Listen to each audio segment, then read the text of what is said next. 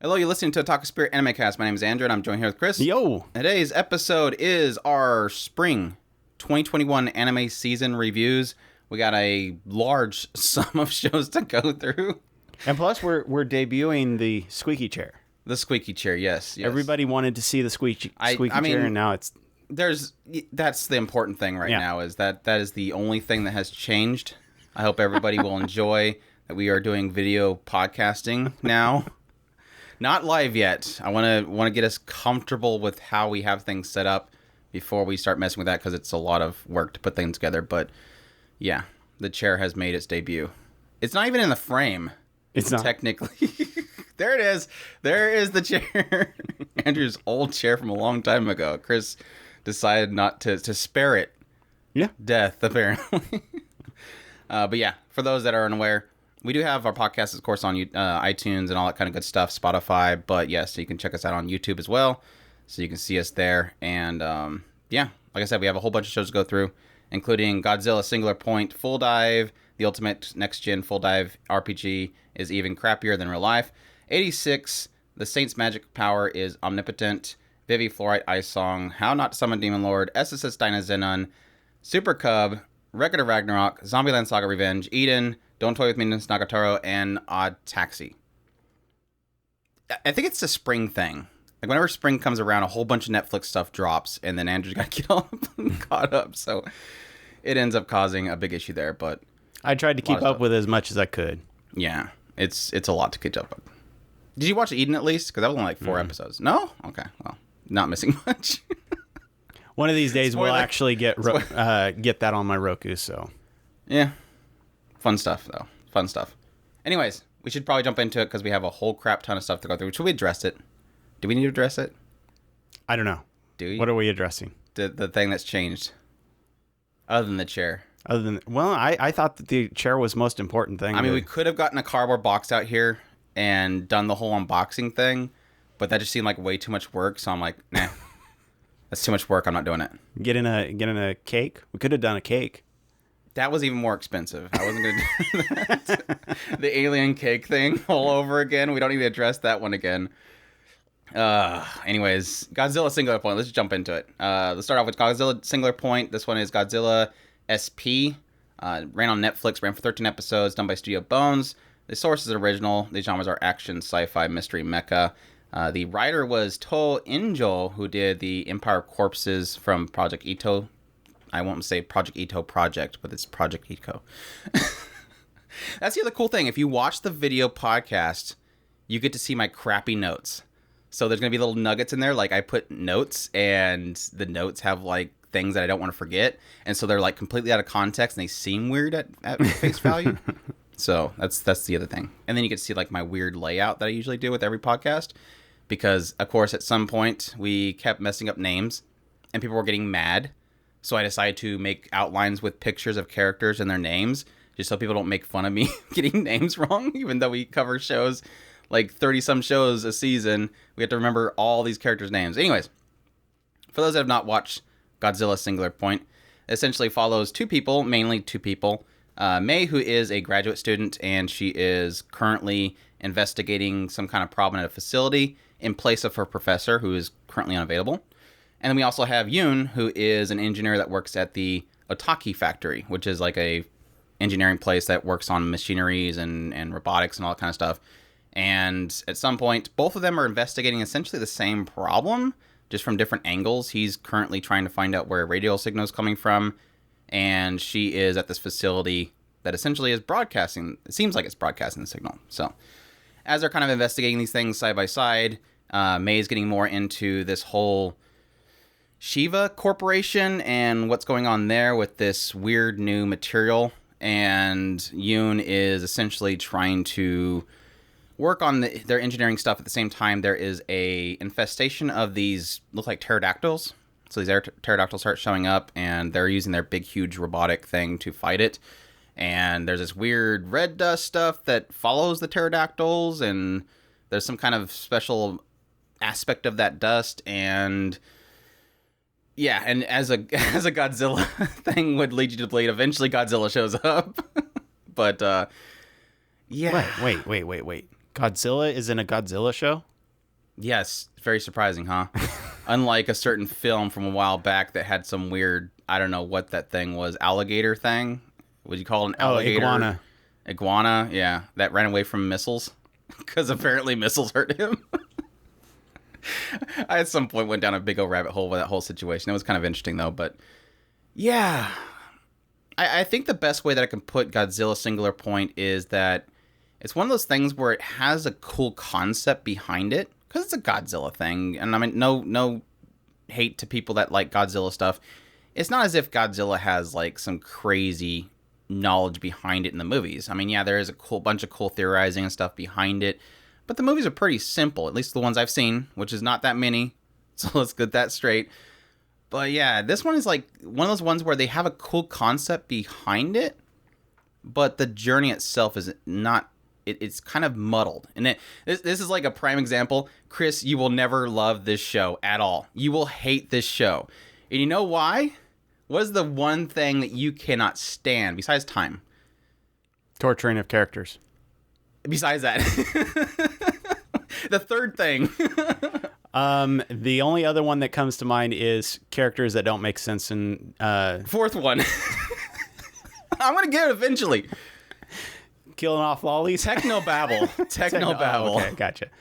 So this is one of those ones where it's like, it's done by Studio Bones. They did a really good job on it. It's a fun kind of adventure type show where there's a lot of kind of action set pieces and it's constantly moving forward.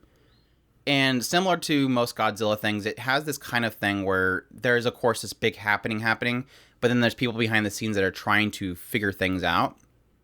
But it's like, in that figuring that out stuff, it's just a whole bunch of crazy singular point / scientific jargon / dimensional warping and all this other stuff that's just they're constantly getting into. And it's like, I guess I understand what you're saying. I hope you know what you're saying. I don't know if this means anything. Okay, we're talking about this thing again, light refractions and infinite loopholes, and I don't know. I don't care. Get back to the Godzilla. And that's really where I fall. It's like, it was a fun ride because Studio Bones did a good job of making this really cool, like, run through of this action set piece. The monsters themselves were CGI, so there's a bit of a bother there. They do a pretty good job of blending it in with the actual show because there's a good amount of detail in the show, and the character designs are really good. But it's like, you have the fact that, yeah, I like May. She's kind of that whole geeky dork kind of thing going on with her. And Otaka's kind of over the top. He's like this old guy that's just kind of nuts and senile. And Yoon's kind of very plain. He's just an engineer geek, so he's very quiet. You have like these characters that aren't really like transcending anything, mixed in with all this kind of techno babble and science-y babble stuff, and very few kaiju fighting. It's like, it's a Godzilla thing. You'd think there'd be a lot of kaiju fighting. And what was even more disappointing is at the very end, you'd think like the Godzilla fight's going to be the big thing. And it's very anticlimactic. Like, you finally get something of a kaiju fight, and it's like over like that. It was like, oh gosh, really? That's it? I mean, I'm assuming because Godzilla, it will continue somehow, because Godzilla doesn't... You don't kill Godzilla. Yeah. Come on. But it's like, it was, you put him away for a while. Yeah, if anything, you're gonna hibernate him. It's about as much. If any, I mean, like, again, I'm not big on Godzilla stuff, but I've watched a few of them. I enjoy the Polygon Picture one, but even with the Polygon Picture one, it's like they literally stick 50 million nukes inside the guy and he won't die. Like, you can't. You'll implant inside of his belly, it will implode, but he'll somehow live. But it was just very disappointing, and that's the big troubling thing. And it was very kind of super cheesy with the ending, like the ending fight itself. But I don't know, it's like the ride was entertaining because Bones kept the pacing going forward. It had decent pacing, but it was just very much so marred by the fact that it's just so much of this dumb talk about singularities and junk that really kind of messed it up. So it's kind of a hard sell in that regard. It's like, I enjoy what they did with that singular science-y stuff. Like, they did something cool with it. but it's just that journey was just it should have been a 6-episode series. I think that's probably would have been like the big fix for it, but it is what it is. It was like I said, it was still enjoyable. Just it was really kind of hard to get through at certain points. So yeah, that's it's Godzilla Singular Point. Check that out if that sounds interesting to you. That's again hard sell. Hard sell. Let's see here. Full Dive, the next gen Full Dive RPG is even crappier than real life, or Kyokyo Shinka Shita Full Dive RPG ga Genjutsu Yori mo Kusogi Datara. This one's streamed on Funimation, ran for 12 episodes, done by Studio ENGI. The source is light novel. The genres are action, comedy, fantasy game.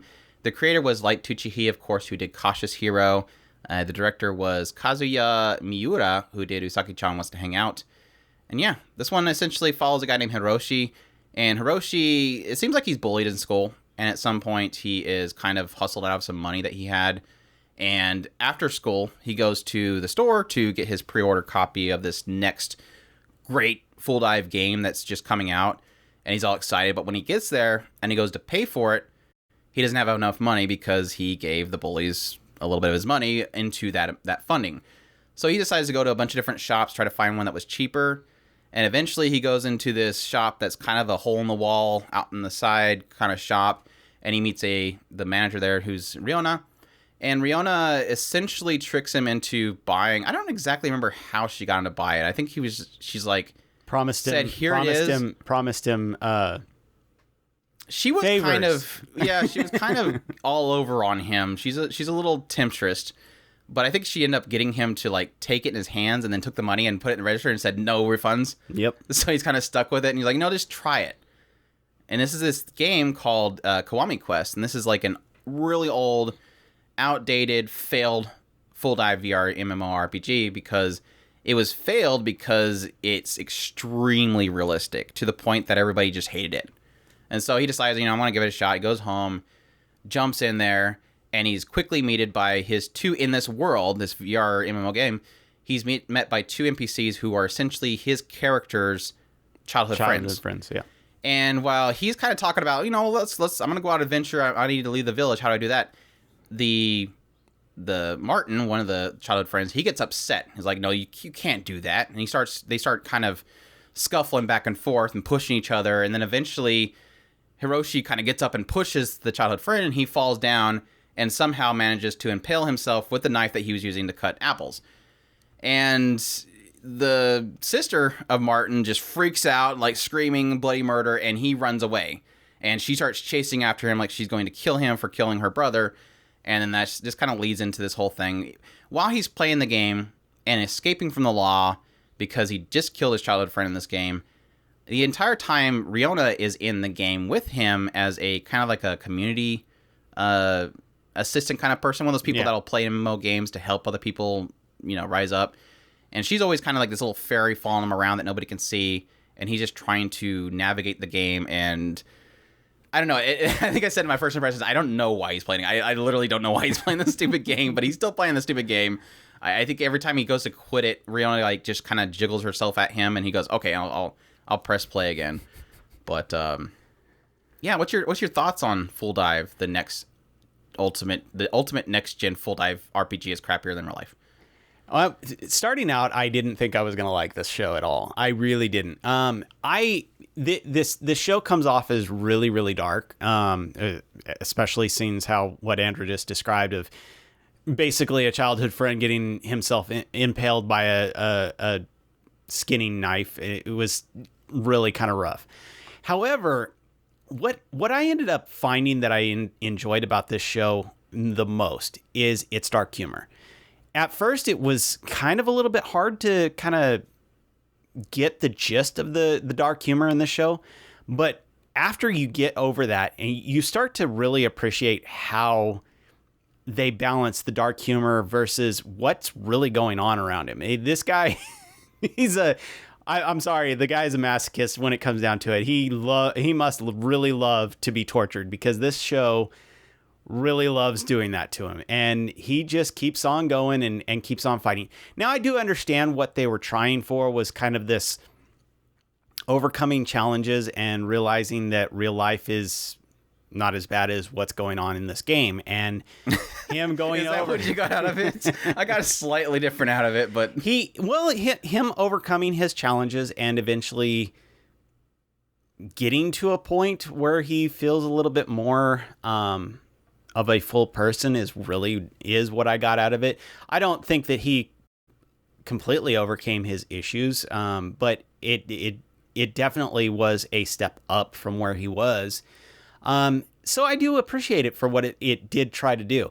I'm not going to put this on the top 10 in any way, shape, or form, but I did enjoy myself all said and done when I finished the show off. Yeah. I'm mixed. I'm so mixed. Yeah. For sure, dark humor is a show. So if you like the whole idea of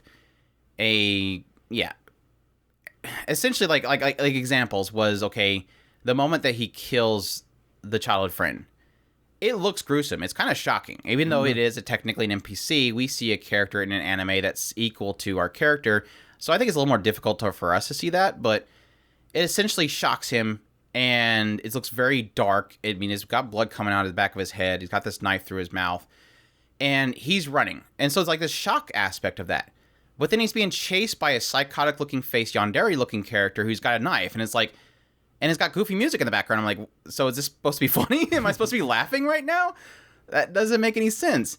And then you kind of have that equally, like, okay, when he's in the prison and the ghost of Martin's hunting him, and he's got this blood coming out of his mouth and the knife, I think he still had the knife in there, and he's talking to Hiroshi, and he can't escape the game at the time because he's in an event, and he's screaming like a little girl, and it's like, again, am I supposed to be laughing at this because this is kind of traumatizing? So, again, that is that dark humor. And I know there's a lot of people that will probably find that hilarious, but I didn't seem to find it hilarious. Even in times where he's, like, super bullied in this game, like, there's this whole segment where he's trying to train with these other people, and they're treating him like crap, and it's like, again, am I supposed to laugh at this? Because it's not funny to me. This seems depressing and uncomfortable.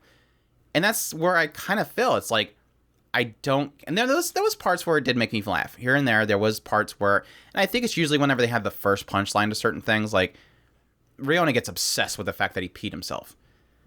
And I laughed pretty much the first couple times it happened, but then after, like, the 50th time of her making fun of him needing to go to the bathroom, it's like, gotcha. Okay. Cool. I got it. It's a cool joke. You got it. You nailed it. But it's like, that's it. Other than that, I couldn't really find myself laughing at a lot of the humors, and I do like dark humor. I've laughed at a lot of series that have, like, I would even call things like The Lost Village to have dark humor in that. And I laughed at a couple points in there. I think it's more of the meme factors, but any rate, what I did enjoy about this series was the human aspect of it. Like, at some point, Hiroshi starts to realize, oh, I did run away from Alicia the moment that she seen her brother die. He starts to... Essentially, the game is so realistic, and it seems dumb because it's so realistic, because, I mean, we all play video games, and we're like, man, this is getting more and more realistic, and at some point you realize, this is really cumbersome that I have to do this. Oh, they're trying to be realistic. You don't have to go that far. Like, we don't need to have this realistic. I don't need to assemble all the parts to this bomb I'm making. Just give me a little thing that I can select, and it gives a little time to make it, and it makes it itself. I don't need to put it together myself. That's too realistic. So there's always these barriers that we put in the video games to make it more gamey rather than realistic. And this game was literally being so realistic to the point where at some point he starts to realize, oh, wait, I had a history with these two. Wait, they are technically my childhood friends in this game. He starts to have feelings for things in the game. He starts to be traumatized by death.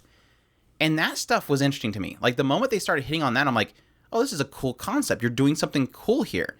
It's just, again, everything else, it's like, is the dark humor that I'm just not really getting. Or, again, it's the jokes that I think are just a little overplayed.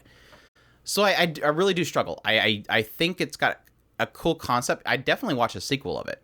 And I think it would be cool to go into. But it's one of those things where I technically struggled with the humor itself, even though I did find a lot of parts of it funny. The overall humor, I think, just kind of missed me personally. But again, that's the whole comedy subjective thing. So yeah, I think if you do like dark humor, you want an interesting take. Like Tsuchihi, the writer of this series, he loves messing with the norms. I mean, we've seen that with Kasha's Hero. It's literally the isekai, but the person isekai is like, I'm going to make sure there's zero chance I'm going to lose. And he super trains himself. It was hilarious. And this was, again, doing that concept of, okay, well, here's a full dive VR game.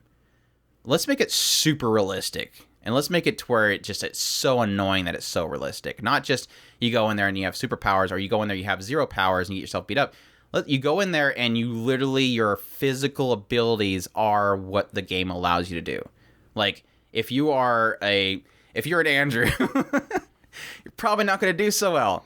You're not going to go in there and get an avatar that's, buff and super athletic and able to jump over huge buildings. No, you're going to be yourself in this game. So it plays on this whole aspect of you are what you are. So they actually talked about certain people that went to play the game.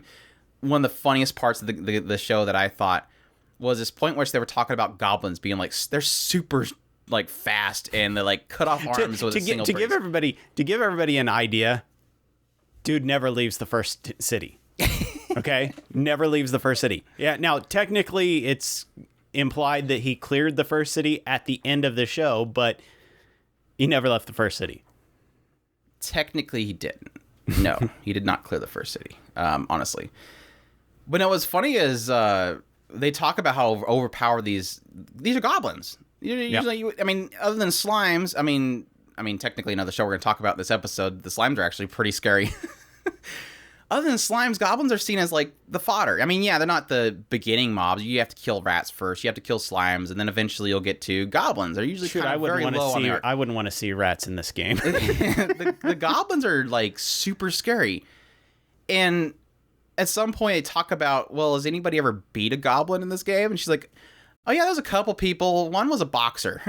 It cuts to like this shot of this boxer being interviewed on television in the real world. And they're like, who is the most difficult opponent? And he's like, goblins, definitely. It's like, that shows you like this aspect of a boxer fighting what you would seem as being like the easiest stuff. Even him in this video game has that difficulty because everything is so geared towards your actual self. So, like I said, that aspect was really interesting. But yeah, I also didn't really care much for the character designs. How are you on the character designs? I mean, I did like the main two, quote unquote, love interest, if you want to call them that. I didn't much care, huh? The Moo. I didn't care for that. Was her. The other hilarious part that I really liked was this aspect of, at some point, this other character that's like a side character. At some point, it gets into like this history of Rihanna, who is this girl that sold in this game. And he says the exact thing I'm thinking, and I'm like, this guy knows me. This guy right here. Well, and that joke was so funny. I had a hard time holding back on telling Andrew about it. I did get a big kick out of that punchline. But yeah, the torturer girl and the childhood friend girl, I did like them. I thought that they looked really. They were attractive too. Torture Girl was interesting. Her design's interesting. Very interesting. But that everybody has their own likes for artwork, so. Yeah. Definitely different. They definitely went for different. And I guess I can give them that credit, because they went for different. But that's Full Dive. The ultimate next-gen Full Dive RPG is even crappier than real life. Check that out if that sounds interesting to you. Moving on. We have 86. This one was streaming on Crunchyroll for 11 episodes it ran for. It also has a second season that's going to come out in fall, I believe. They announced it already that they're going to have that in fall. They had a special, which was basically a recap. I'm not sure why they even announced that there was a special. But based off a light novel, the studio's A1 Pictures. Genres are action, military, sci-fi, drama, mecha.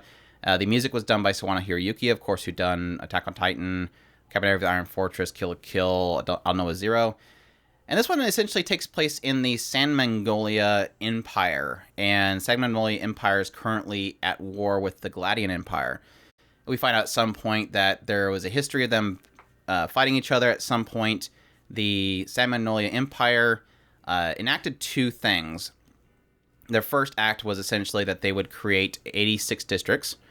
And the second act was that they took all the Alba race that was within this empire, moved them into the 85 districts, and then everybody that was not Alba, they pushed out to the 86 district. And the Alba live within these 85 districts in peace. On the news, it keeps saying about how there's this war continuing with the Gladian Empire, but thankfully, drones are fighting. There's been 0 casualties. It's a casualty-less war. Everything's happy. The weather's great. Everything's fine. But through the eyes of one of these Alba, her name is Lena, she is a part of the military there. And through her eyes, what you end up finding out is that the Alba has been basically forcing the folks of the 86 to go out in these juggernaut robots and fight the war for them as they stay behind these walls, and they're all happy and everybody's cheerful and they think there's no casualties in the war. And Lena is not like everybody else of the military. Like I said, the military knows they're sending out these people who they see as pigs. They're like the lesser race. Go out there and kill. If you die, whatever, you're pigs anyways. Lena has been instilled within her, through her father, that this is an injustice. That she sees these people that are actually human. At some point, her father takes her out there, and she gets to actually see the injustice that's happening out there. So she's not okay with this, but she is still in the military and working for them. And she works as a controller. And what these controllers do is they put on this pararade system, which allows them to link up her hearing with what her platoon is hearing. And there's a way that you can make it to where it does more. You can actually see through their eyes if you were to gear it up, but it'll fry your brain, so they don't really do that. But she's able to hear, and she has this display that she's able to see what the battlefield looks like, and she's able to issue commands as a controller. And she gets assigned the platoon that is led by Shin, who is known as the Reaper, and he's like this really well-known, great fighter. He's been gone through plenty of groups that have died, but he's always the one that survives. And she's now leading that group, and she's issuing commands to go out there and fight the war, as she's conflicted by the fact that she's sending out people to their deaths, and she sees them as humans, and obviously at the other side of it, they don't really like the fact that they're being commanded by somebody in Ivory Tower. And so you have this kind of conflict with her being sympathetic and wanting to help them and wanting to correct the injustice that the Alba are doing. But at the same time, she's just keeps running into brick walls. You know, she can't go to her commander and say, stop doing this. And the commander goes, yep, you're right. We should stop doing this. No, this is what has been kind of put into place in their history, and this is what they believe, and you're not going to change it overnight. This is not something you're going to fix. So yeah, this is an absolutely incredible series. And it was scary because when I came into the series, the first thing I thought was this is going to be like a pilot's love song or something, where here's all these characters. They're all, you get to know them. Hi, here's the platoon. This girl's super cute. Everybody's fun. Everybody's having fun. And then what they would do with a series like that an episode would open up and you'd be in like a backstory of a character. You get to know them. They would have like a crush on somebody, and they would be wanting to tell that person what they love, and then dead. And the next episode, oh, wow, there's this person. Aren't they cute? Yeah, let's get to know them. They're good friends with the other person, and also not dead. And they didn't do that. I was very surprised. Now, there is death. Don't get me wrong. This show is not hiding from the fact that this is war. People are going to die. But it doesn't play on it. And I think the way that they did that, and this is something that I think is a hanging point for a lot of people, and I noticed a lot of comments when I was doing my impression videos for this particular series, I think the way they avoided that, and also why it kind of makes some people kind of shy away from the series, is it's very much so focused on the drama of what's happening in this world, not so much the battles. And I think the way they do that, essentially, is that there's a lot of focus on Lena. And what is Lena? She's in an ivory tower, not able to see the war. She's able to hear it. She's able to hear somebody pleading for their life. She's able to hear somebody gargling blood. She's able to see it on her screen, little dots and signal loss, but she's not able to see it directly. And this is a main point to the story itself, is Lena struggling with the fact that she can't be there with them. and she's not able to witness what's happening, and they can't see her as an equal even though she's sympathetic. And that becomes a driving force of the series, is the horrors and the drama of the war itself, and the inability to stop the segregation and the slaughter of an entire, I won't say entire race, but entire not race. Everybody but the Alba, essentially. And that was, like I said, that was really technically what I enjoyed about the series. Not so much that I was happy about always seeing Lena, because I did want to see the other characters. And they technically do kind of most episodes are kind of like a 80-20. So 80% will be like Lena, and then the 20 will be the platoon. And then there's like other episodes where they technically do a 50-50. So there is plenty of time where you'll see the platoon and everything. But like I said, it seems like the driving force of the series has always been Lena and what she's unable to accomplish, even though she wants to. Now that does create a little bit of frustration. And this was like late in the series, so it makes sense that it would begin to become a frustration. Is that at some point I realized, Lena, stop. Like, either do something or shut up. Because at some point it's like Lena keeps going to people and saying, this is wrong, this is so wrong, this is so wrong. And it's so funny to have another character go, but what are you doing? Like, stop it. Like, stop acting like you want to do something about it unless you're going to do something about it. And again, that technically is the point that I think is exactly what the story's trying to tell, is you see an injustice, you cry, but you don't do anything about it. We will never see you as an equal. No matter how many times you say sorry, you're not here. You don't get to see these people. They're not your friends. And like I said, the way they portrayed this context was fantastic. It was hard to watch, for sure. It's tragic. It's an injustice that I think that we are technically familiar with in our own history, but it's done in such a really clever way, and it's done so respectfully. That's a key thing. It's like I said before, it's not get to know this character, die. You can make an argument that they may have technically done it once, but the context to it is the way they pulled that off was, again, respectfully and just masterfully done. I cannot wait for the second season, because I think the cool thing about this series as well is and this is the thing that I enjoy doing when I do impressions, especially for series like this or a series like ODDTAXI or Shadow House, is I love speculating on where a series can go. I mean, I literally watched Spider, Sama Spider. So I think at some point I realized I'm just watching this show to figure out where Kumiko is in the future arc. I have these speculations, and I think I know where it's going, and it totally went a completely different direction. And it's one of those cases where, yeah, you can make an argument that sometimes when it goes a different direction, it can go in a direction that you don't want it to go, obviously. Yeah. There's a certain show we'll talk about. Have plenty of shows that have done that. There's a certain show in this particular podcast we'll talk about where I didn't care much for the direction it went, but it went in a direction that I wasn't expecting. It was brave for the writer to do it, and it has me even more excited for where it can go in the future. Now, I can see it going in a direction that's going to be kind of a repeat, and I think I've seen whispers of that, but I'll wait for the second season to make my judgment on that. Yeah, that has me concerned. It does sound really cool. If it wasn't for as dark as it seemed, I would definitely jump into it. That one, it sounds a lot cooler than it came off as from the PVs. And that's I think the thing that I really should point out is it is dealing with essentially racism. Let's not mince words. It's dealing with that. It's dealing with segregation.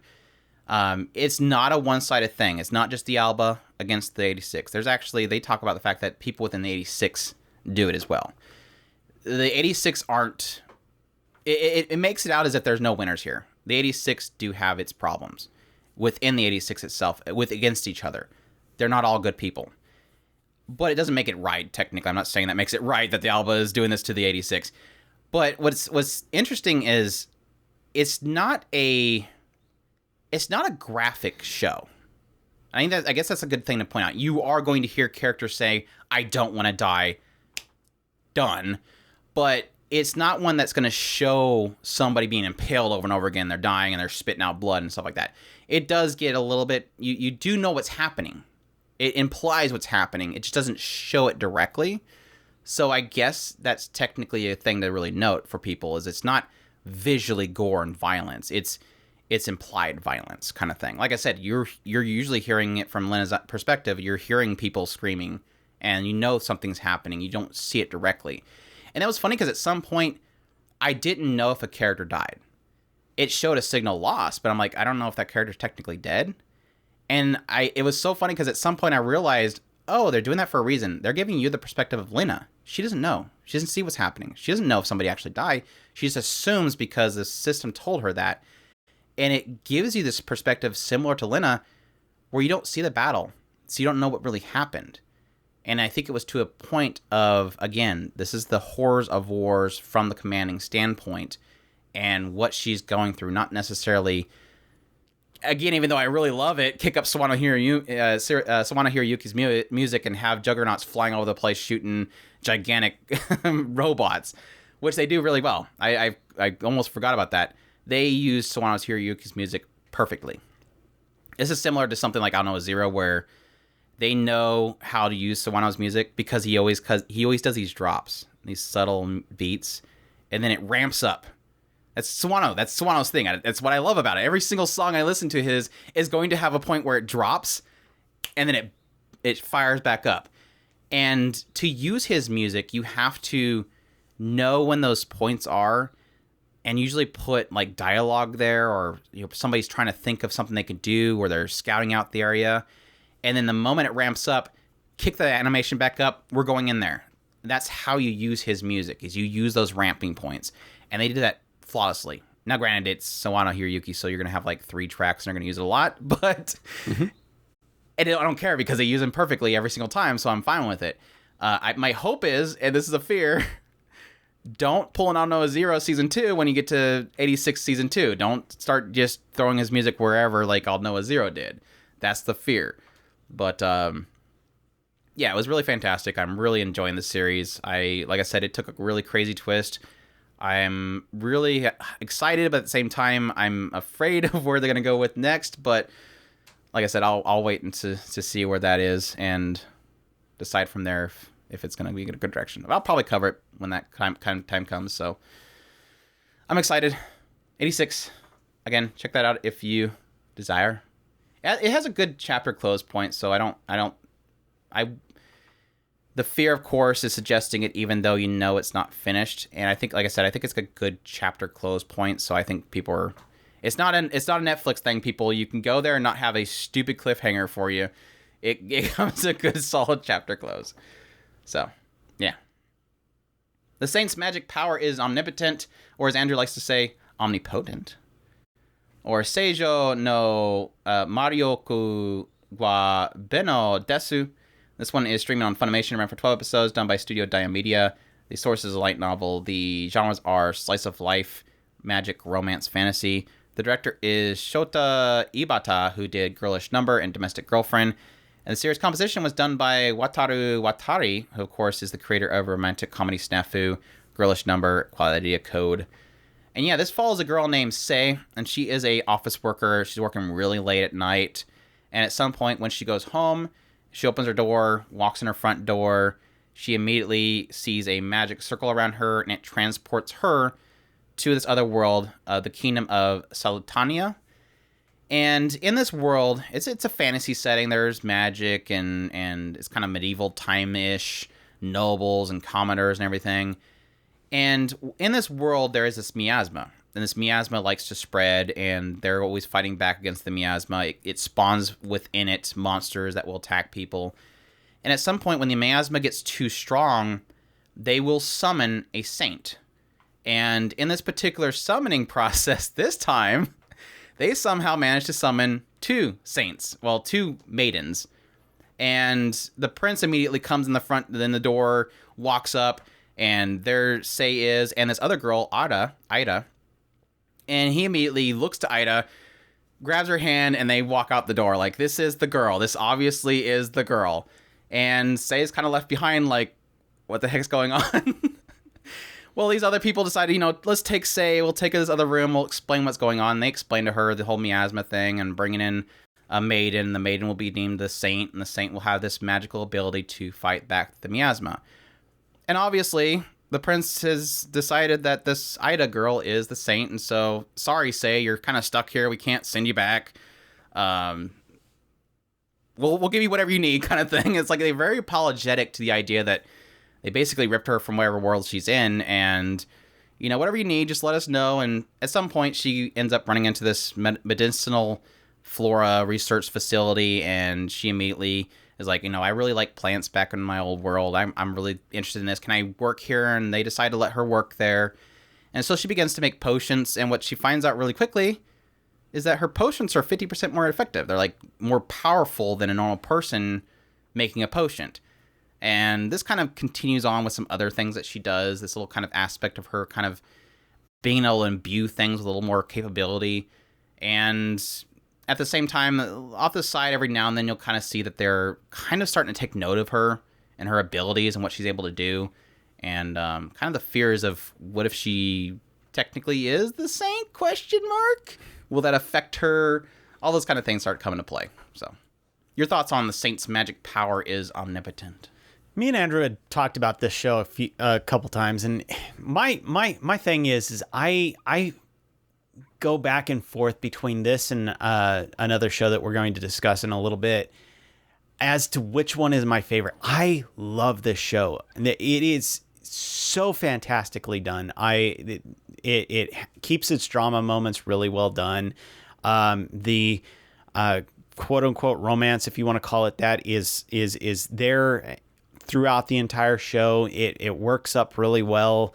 The characters themselves are fantastically done. You see some really fantastic kind of drama moments between different characters, and a lot of the characters do grow throughout the show. And you also see other characters who, while they fumble themselves a little bit, they end up coming out telling decent stories as to why they did what they did, what their motivations were. So I do really like the way the show came off, all said and done. And like I said, it is between this one and Super Cub, I really have a hard time deciding which one is my favorite of the season. I really love this show. It did so well. He's like, this other one I won't mention. I can't hold back anymore. It's between this one and Super Cub. I was very much surprised by this show, and it was funny because when I think early on at some point, I think we kind of talked about, is it something to jump into? And I think you said something to the effect that it might be too slow. And I think that it was good. The pacing was really good. I was kind of, based on what you said, I was kind of afraid of how slow it would be, but the easiest way I can suggest this show is if you like Snow White with red hair, watch this show. Like, that's it. This literally screams Snow White with the red hair. Now, granted, Snow White with the red hair was not an isekai, but they both have a similar idea in which they're both somebody that likes herbs. They're both kind of pushed out of where they were at before into another area, and that other area pretty much has a lot of pretty boys. But similar to Snow White with the red hair, the sum of its parts is not the pretty boys. This isn't a reverse harem where you have like all these shots of these pretty boys and there's glitters around them. Yeah. This is one of those shows where it's focused on the main character, and the other characters kind of accent the main character. Right. Which I think is fantastic, because in so many cases when we deal with these reverse harems, what happens? We get a Bricks girl. Yeah.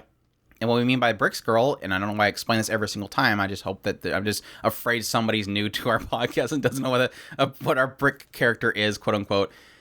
It essentially is a female character that is surrounded by boys, has very little personality, if anything. Maybe they might have a little bit of shock and emotion come out every now and then, but they're drug everywhere by the male characters.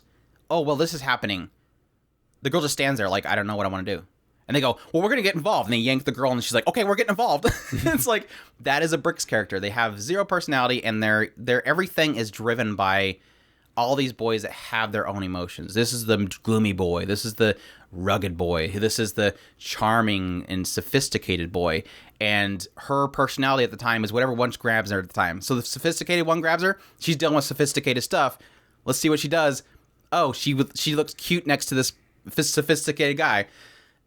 And of course, she becomes the exact opposite of whatever the sophisticated guy. She becomes super clumsy and everything. Yeah, in a lot of cases.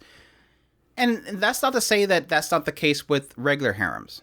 That is exactly what regular harems do, and it's just a female version of it. With the regular harems, you usually typically have a ditherer that doesn't know what he wants to decide, and it's these cute girls that are actually the focus. Yeah.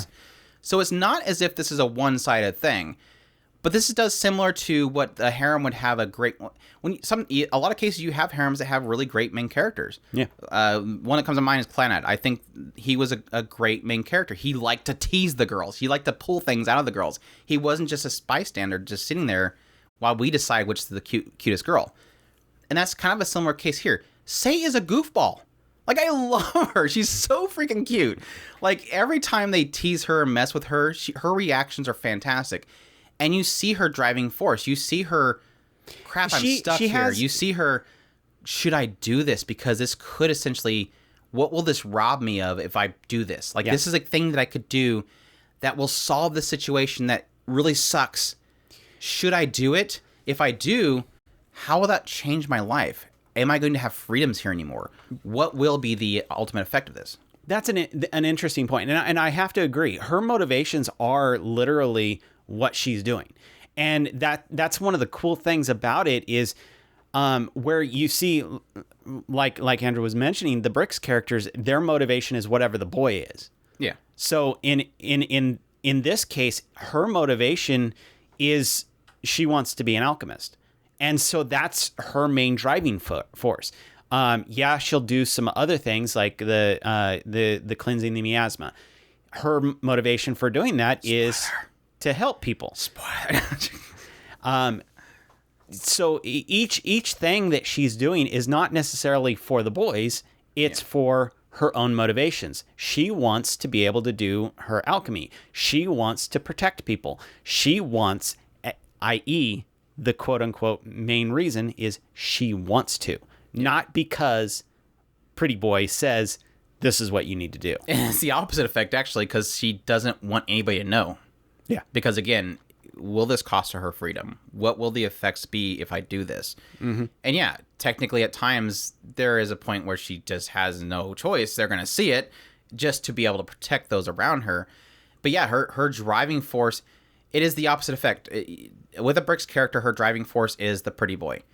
With this case, her driving force affects the Pretty Boys. Yeah.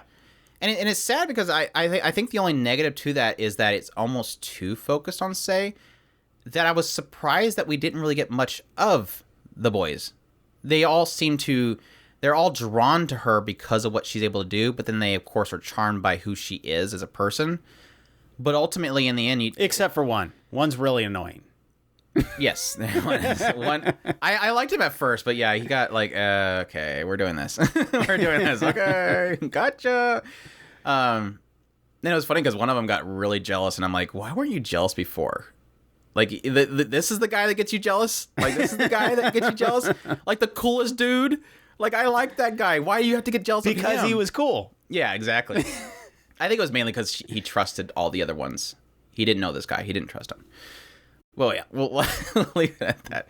But no, it's got a fantastic cast of characters. Like I said, even though it seemed like Hawk does get a lot of he's a cool dude, and a lot of his charm and his devotion is technically his character, and a lot of the other characters are kind of a little bit too defined by who they are personality wise.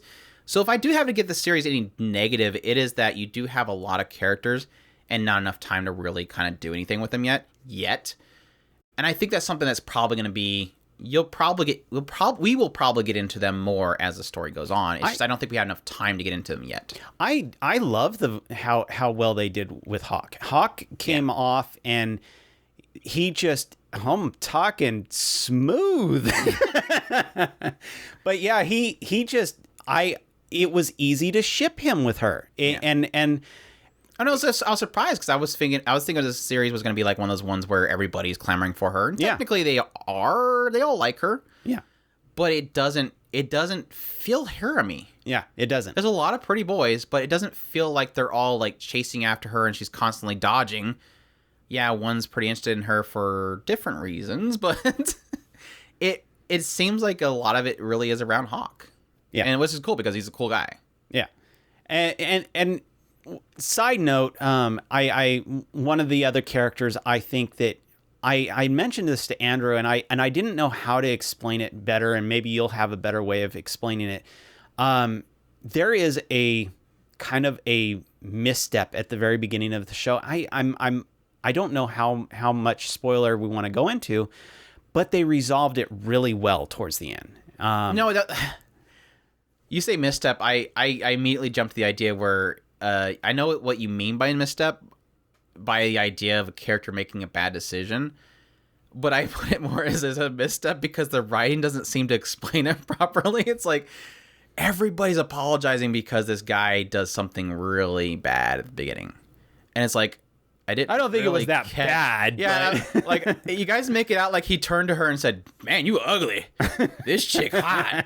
I'm out of here." No, it wasn't really like that. He literally comes in, takes her hand, and walks out the door. And that, yeah, I can see that in a royal. These are the saints. You have to treat them with big respect. And so I understand them apologizing to her immensely because their livelihood of their future of their kingdom relies on a saint. Right. And if they disrespect that saint and they don't want to fight for them, they did. Mm-hmm. So I understand why they're so super, but it's like, it wasn't really that bad. I do like at some point she's like, I better ask for something or they're going to keep asking me. I better just say, give me this. But I understand what you're saying, though. I do think that it was... I had Shield Hero vibes. Yeah. I thought this was going to totally go in the direction of Shield Hero. And I'm like, which sucks because I don't want to not like this Ida girl. She's kind of cute. And I don't really want this guy that looks like he's straight out of Tales of Symphonia to be a bad guy either. Looks like the guy from Tales of Symphonia. Anyways, he does. What's his name? Kyle or something like that? I forget what the guy's name was on. No, I think the guy from Tales of Symphonia is named Kyle too. Oh, I gotcha. I think. I'm probably wrong. I wonder if they did that. Probably. Maybe they really liked Symphonia. But no, what was great was that I hurt for Ira in the end. Like, up to that point, I knew that she was getting drugged along. And like I said, I was afraid of them turning her into a Shield Hero situation because of the fact that I was hurting for her for majority of the time. But the fact they didn't do Shield Hero, where, for those that have not watched Shield Hero, essentially this idea of multiple heroes summoned to another world, and this one person drags one of the heroes out and turns him into the nastiest dude because he thinks he's the greatest. And that's what I thought was going to happen here. He drags her out and then turns her into this nasty person that's like, I am the most powerful. And they didn't do that. And I really like that. And yes, I agree with you. I think that the way they turned it full circle and brought them back into the fold was really well done. And getting into her actual backstory, I'm like, now I'm hurting for her more. Yeah.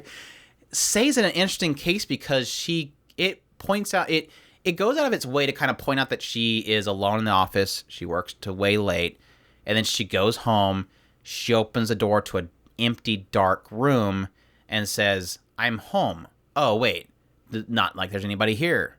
It's pointing out that she doesn't really have anybody. And at no point does it really point out that she has anybody to return to. Ida is a different case. And so that's what makes it hurt, is that she does have something she's leaving behind. There's things that remind her of her, previous time. But yeah, I do like how they kind of fold her back in. But yeah, we've talked way too much about this show. It's a great show. I really liked it. I loved it. I thought Say was fantastic. She's way cute. Just love seeing her adventure and exploring the different elements of the world. The comedy was really kind of cute and charming. I liked a lot of the moments, like when she first starts enchantment. This guy's like, enchant this. We'll enchant this. This guy's taking advantage of the situation, isn't he? Just everybody else is telling her to stop, chill out a little bit. You're making too much. He's going, no, here, you just pile it on her. Apparently, the florist place has issues with their supply of herbs. The enchanting place has no shortage of rocks for her to enchant, apparently. But yeah, it's just really charming, really sweet show. Like I said, if you watch Snow White with Red Hair, if you have not watched Snow White with Red Hair, go watch it. But I definitely recommend this series. It's just it's a reverse harem done right. Really solid characters. Really charming. Loved it. Yeah. We should move on though. Too much time on one show. Vivy Fluorite Ice Song. This one streamed on Funimation, ran for 13 episodes, done by Studio Wit Studio. The source is an original. The genres are action, sci-fi, music, thriller. The creator was Tape Nakatsuki, of course, did Re:Zero and Warlords of Signifa. The creator of the series as well, alongside Tape, was Eiji Umehara, who, of course, did the script work for Beelzebub and Re:Zero, the adaptation. And the music was done by Satoru Kosaki, who, of course, did the Monogatari series, as well as Beastars. So, quite a interesting spread of shows there between Monogatari and Beastars.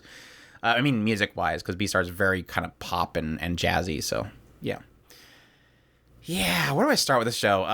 I guess I can go chronologically with the adaptation itself. Essentially, it opens up with a massacre happening. There's AIs everywhere, just massacring all the humans. There's like these drones up in the air, and they just shoot down and just hit people in the head. Everybody's dying.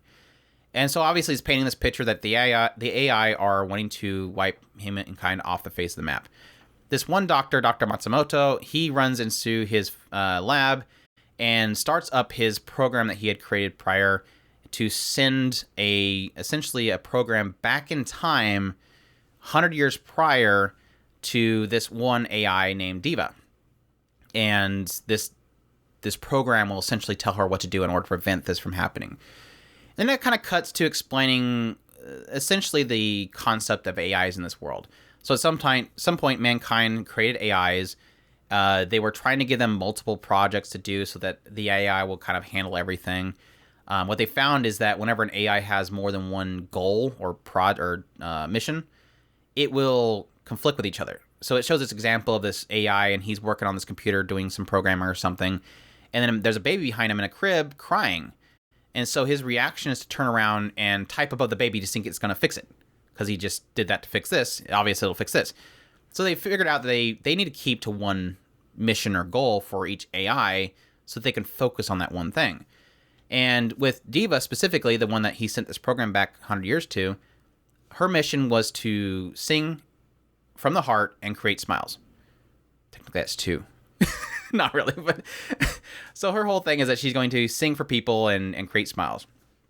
And she's doing that. She's at this one carnival place that she performs there. She doesn't really have much of a crowd.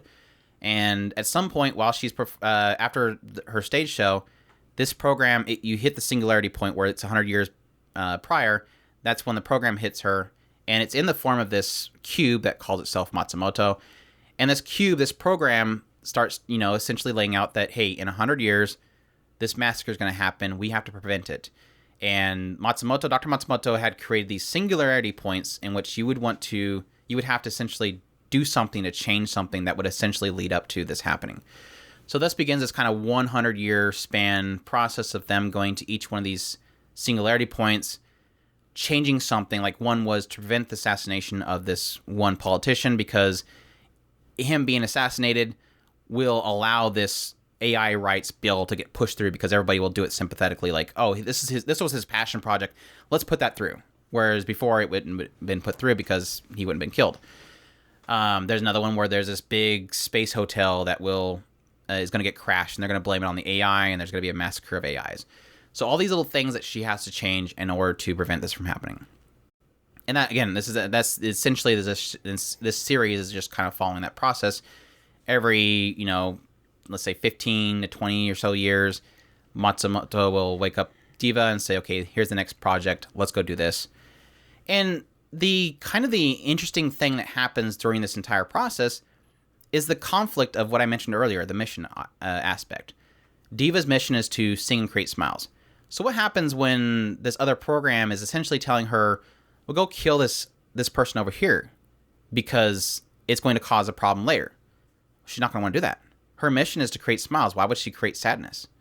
So these conflicts start messing with her. And you have this journey of her over this 100-year span, slowly kind of having these conflicts of what she's doing versus what she was meant to do. And then always kind of falling back to the idea of what is happiness, what is emotions. And of course, what you would typically get with the AI type of storyline, you are hitting on those aspects of like, what is a heart? What is emotion? What is singing? What will singing do? All these aspects that humans obviously find normal for us to understand is something that's difficult for an AI to do. Now, what I will say is, even though it is technically hitting on a similar concept there of the, what is emotions, what is a heart, the way it kind of gets into them is an interesting way, in that it almost takes it from a perspective of how to process that. How does a computer compute the idea of a heart, or memories, or emotions, or what's the other term I was trying to think of? These moments that she's experiencing. And I think it did that really well. Also, what studio? It looks fantastic. This is a fantastic looking series. Early on, it gave me a lot of really strong vibes of like Ghost in the Shell, the way they kind of over polish and animate certain like, robotics showing in arms or whatever, or tearings on the face and stuff like that. Really cool detail in a lot of the shots. Again, that conflict of missions, the aspect of the heart, all these things, the things that she goes through that essentially shape her as an AI, but again, not as the idea of this is an AI gaining emotions, but more in how does an AI understand emotions. And the way they kind of went into that stuff was really cool. My only negative, even though this was a fun, excellent journey following this, like I had so much fun watching this show. It was so well done. The only thing that I struggled with was the ending twist, because it is the most overdone concept for AI involved storytelling I have ever seen. Like every single AI, man versus AI stories gets into the same exact stupid concept. But it was the journey that I enjoyed, so it doesn't bother me too much. And they technically did something interesting with that brown couch. The usual couch that they did, they technically did something with it that was cool. That led to a really cool last episode that was really, like I said, a culmination of this 100-year span. They managed to take that whole journey, that 10 episodes worth of this journey, and somehow managed to put it in that last episode and make it all be for a reason. Not make sense, make it for a reason. And I think the way that they pulled that off was excellent. So yeah, each individual singularity was fantastic. I loved each one of these different stories they went into. I love the shaping of Diva, or Vivy as she's also called, was fantastic. Again, all the AI concepts of understanding and computing emotions in the heart versus just gaining it. All that stuff was fantastic. It was beautifully visually done. Great animation, great shots, great directing.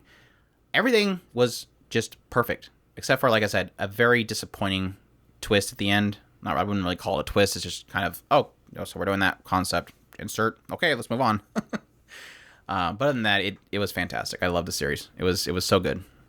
So good. I miss it. I miss it so much. And the music was fantastic. I thought it was Sawano when I first started watching the show. And I think at some point it kind of got different. Like he does a good mixture of different types of like technologically sounding orchestra, and then having some kind of high action scenes, put some techno in it. Some people might find that kind of off-putting, having techno in it, but I thought it fit really well. And I think that mixture, not really having those Sawano ramps, I was like, this can't be Sawano. And I looked it up, and I'm like, oh, this dude that did Monogatari series. Well, that's cool. And Beastars? Okay, cool. Okay, I'll take that. Excellent series. Definitely suggest it. Really fantastic. Cool little sci-fi take. Vivy, Fluorite, Ice Song. Cool. Moving on, we have How Not to Summon a Demon Lord Omega, or the second season of How Not to Summon a Demon Lord. This one streamed on Crunchyroll, ran for 10 episodes, done by Studio Tezuka Productions and Okuroto Noboru. And it was originally done by Aija Do, was the first season, by the way. Source of light novel, genres are harem, comedy, magic, fantasy, ecchi. And for those that are not aware of the How Not to Summon a Demon Lord series, essentially follows a guy who plays an MMO all the time. His character in that game is Diablo. He's like really high level, I think 150 or something like that. Really high level, really overpowered, has like really overpowered equipment. And in this game, Cross Reverie, he essentially has his own dungeon, and people try to raid the dungeon, and he like messes them up because he has a ring that like reflects magic on people. He's that overpowered. And at some point when he calls it quits for the day, he finds himself transported into another world. In this other world, he's immediately greeted by two girls, Rem and Sarah, and they immediately kiss him on the cheek because they are essentially summoning. Their whole plan was to summon something, and then they have to kiss it in order to put an enchant spell on it and enslave it so they can use it on their adventures. Well, they summoned him in his character Diablo, which is this overpowered character in this game, with that ring. So immediately it reflects the enslaving spell back onto these two girls, and now they're stuck kind of following him around. And he's super overpowered anyways in this world, so he, in his inability to socialize with people, because he never plays with anybody in that other game, he's very antisocial. He's so bad at socializing that since he's in this character, he decides, well, I'll just continue to roleplay as this character, as Diablo. So he just starts acting like he's this overpowered Diablo character, and, you know, I'm going to take care of this whole mess because I'm Diablo. I'm the greatest demon ever. And that kind of is the whole shtick, is him kind of traveling with these girls, meeting other characters, and just being overpowered and dealing with different situations as it goes along. With this particular season, we essentially introduce Lumashina, who is a high priestess of this church in the area, and she's essentially, at the very beginning, one of the other paladins of this has been hired to kill her, and so it's a whole kind of corrupted church story where they have to go find out why they're doing this, this curse that's hitting the land that, you know, it essentially causes death, and how the church is exploiting people and all that kind of stuff. So, your thoughts on the second season?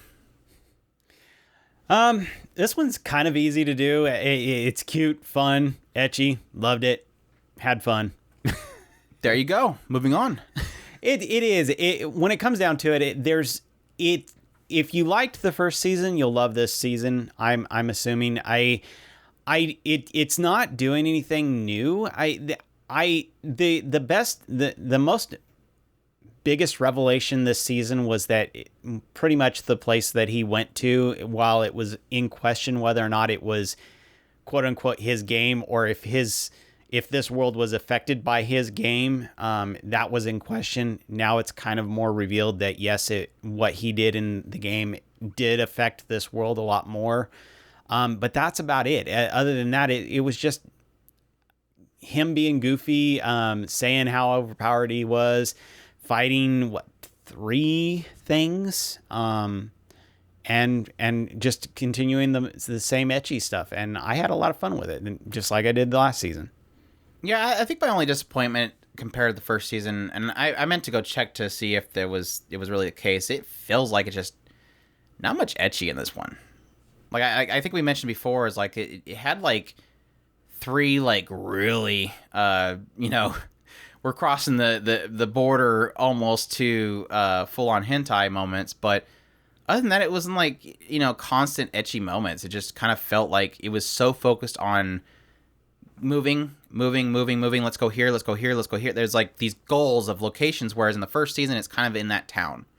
And so there's not much moving around. Whereas in this one, it was like they're just constantly traveling. And so it doesn't give these little moments to really kind of mess with the characters and do crazy etchy stuff. And that's kind of it's what you're here for, people. Don't look at me like that. It's one of those moments where you kind of realize, like, that's what you're here for. And there's not much of it. It makes you question it. And that's the problem. Like, it still has that goofiness of Diablo. Like, I love every time that he's like, there's this one moment where they're like, don't do anything to provoke them. And then again, you have that aspect of he sucks at socializing, so he still just managed to fall back to his persona of Diablo. Oh, I'm Diablo. You have all sacrificed your life. Okay, you just provoked them. It still has those moments. It still has those goofy, etchy moments. Like I loved all the goofy stuff they did with Horn. But it was so funny because at some point I realized what it was missing. At some point, it goes back to the main town.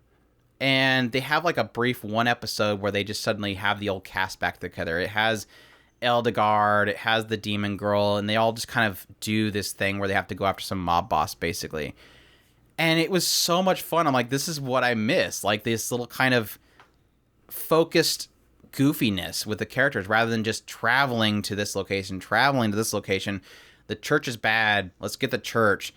All that stuff kind of was just kind of deterring the goofy, silly antics of him and this harem around him. It was so focused on who's this guy? Is he bad? Is he good? Let's fight him. Oh, who's this person? He's bad? Is he good? Let's fight him. So I think that's where I kind of fall. Is I wanted to enjoy it, but it was too much of an adventure that pulled away from what made the original one good, which was goofy, ecchi harem junk. Which I wouldn't mind it so much, or if it weren't for the fact that the stuff they get into, the adventuring they did, wasn't really that interesting. Like the story of the church is evil and the curse that they have to cure wasn't all that fun. It wasn't all that interesting. And I think that was what it was too focused on, that it kind of lost a lot of its flavor. I don't know. Maybe the church was a little long. I mean, it had effectively 2 arcs. It was 9 of 10 episodes. Yeah, it was effectively 2 arcs. It was pretty long. It was 2 arcs. There was the death knell and then the church itself. In the first one, it seems like they were doing the arc of the elf girl. There was an introduction arc, then there was the elf girl, and then the what was in Rim? Yeah, what was in Rim? The Sild thing within Rim. So it's, I don't know. I don't disagree. I'm not gonna argue against it, but I thought it did fine. I mean, they were just doing goofy little stories, and it worked. Yeah. Not enough best boy though. Right here, Emily. He was in there for a second. For a very brief second, yes, for a very brief second. SSSS Dynazenon. This one was streamed on Funimation, ran for 12 episodes, done by Studio Trigger. Of course, did Darling in the Franxx, or the original SSSS Gridman, which is basically in the same universe of. The source is original. These genres are action, sci-fi, mecha. And before I do anything, in case I forget, I'm going to do this first, before anything else. Thighs. Okay, I covered it. Okay? Don't. I don't know why I forgot to talk about thighs when I talked about my video. Apparently review you did. I heard all kinds of messages about that. Man, I just thought people knew. I thought people already knew. I didn't think I need to repeat it. But yeah, like I said before, this is an original series done by Trigger. It's within their Gridman universe they're doing. They already did the SSSS Gridman series, which was one of the very few Trigger shows that I really enjoy. Yeah, this one essentially follows, at the very beginning, it mainly follows Yomogi, who is this boy, and as he is walking with his friends, they take note of this girl named Yume, who is nearby, and there's like this gossip about the fact that Yume will kind of ask boys to meet her at different locations, and then when they go there to see her, she's not there, so she kind of stands them up. So there's like this little gossip happening around that.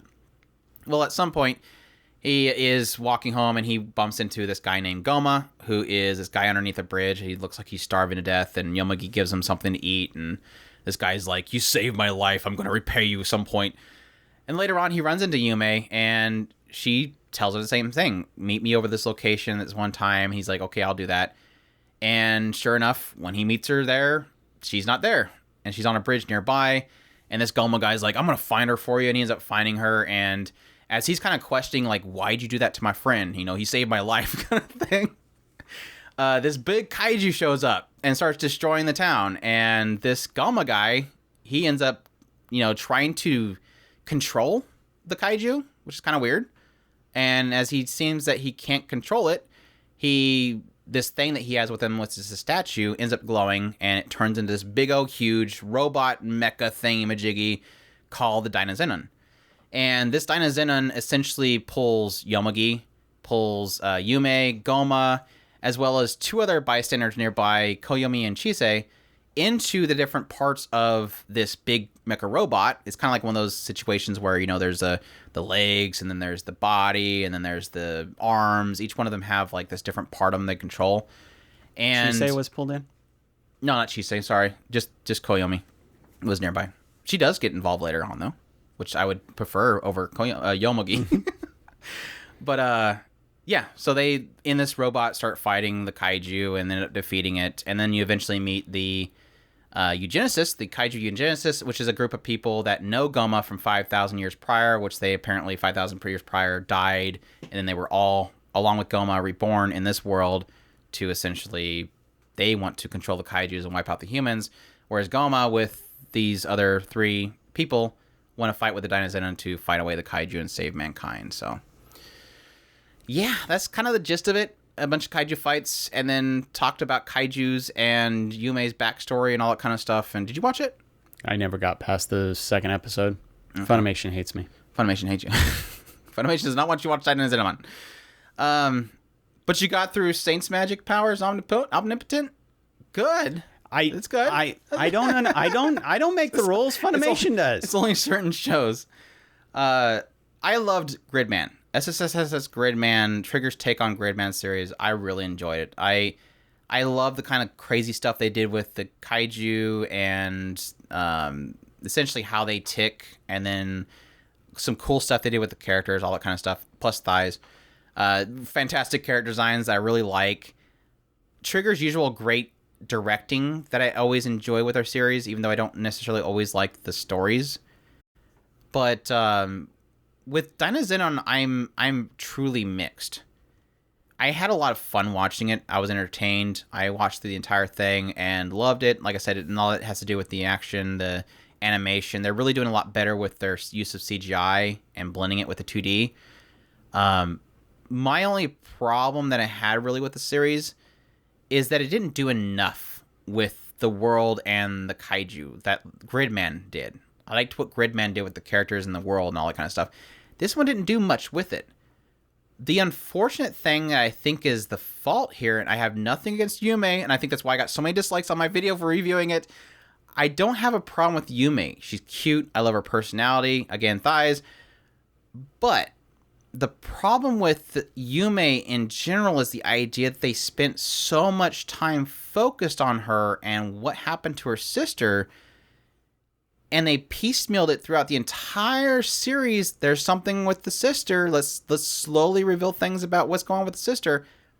And then they got into it, and it was kind of anticlimactic. I mean, it was an emotional scene, and I got emotional watching it, but it didn't have any effect to the world itself or the concepts. And you think if you spend like at least 10 minutes every episode talking about the sister, that there would be some effect to everything that's going on because of the sister, and there wasn't. Again, I like the concept, I like the story, I like Yume, I like the sister, I like the emotional moment at the end, but it had no bearing to the story itself when they spent so much time on it. You mean she didn't mass murder like 5 countries? You would think. And that's what sucks, is because a lot of the other characters didn't get much attention. Like Goma didn't get that much attention, and he's technically the driving force to the entire group, and he got like 5 minutes to him at most. Yomogi had 0 character development whatsoever. He had 0 going for him besides I want to get with Yume. It was like the main character, it seems like protagonist character, his driving force is, where's Yume? I gotta follow Yume. I need to help Yume. Chise got like 5 to 10 minutes given to her story. Aww. Koyomi had like, and the sad thing is Chise it was the main driving force for me wanting to watch that show. Yeah, she's like you. Like the moment she was able to like be a part of the group, I'm like, yes, thank you. Just kick Yomogi out. We don't need Yomogi. Koyomi had like way too much time given to him, and his story was just really not really anything to it. He just essentially ran away from some girl when he was young, and he regrets it, and now she's with somebody else, and that kind of bothers him. And now he's a NEET. Yeah, now he's a NEET. So that's my struggle. Is like the characters themselves didn't get much time given to them. There wasn't much to them, and there was so much time given to Yume that didn't have much bearing to the world itself. Now, the references they made to SSSS Gridman was fantastic. The moment they kind of did some reveals of some connecting characters and stuff was really cool. I am excited for the Dynazenon / Gridman series they're going to do next, which will, essentially, I'm assuming, pull the two of the universes together. But, I don't know, it was just kind of, I was entertained. I had a lot of fun. They had great animation and directing and music and all that kind of stuff. I'm just disappointed with them not doing much with the characters or the world overall. That I was kind of, again, my expectations set pretty high because I enjoyed Gridman so much. So that's it. Please don't dislike this video again. I like Yume. I like thighs. Now they're going to dislike you just to troll you. Yeah. You didn't fix it enough. You still didn't say it was the amazingest show ever. I think it's just Trigger fans are just hardcore. I think that's what it is. I think they've always hated me not liking Trigger shows like Kill la Kill and stuff. This is true. I don't understand why you don't have at least a little bit of love for Trigger. The way I put it in my video review is that I've always liked the shows everybody hates from Trigger. And I don't have a huge fascination with the shows that everybody thinks are like the legends like Kill la Kill. But I'm like, the one thing that we can all come to agreement is the original OVA, Little Witch Academia, was amazing. Like, can we all at least agree on that? Like, I love Darling in the Franxx. Everybody hates it. I'm not big on Kill la Kill. Everybody thinks it's a legend. But we can all agree that Little Witch Academia, not the TV series. I can't go with you on the TV series.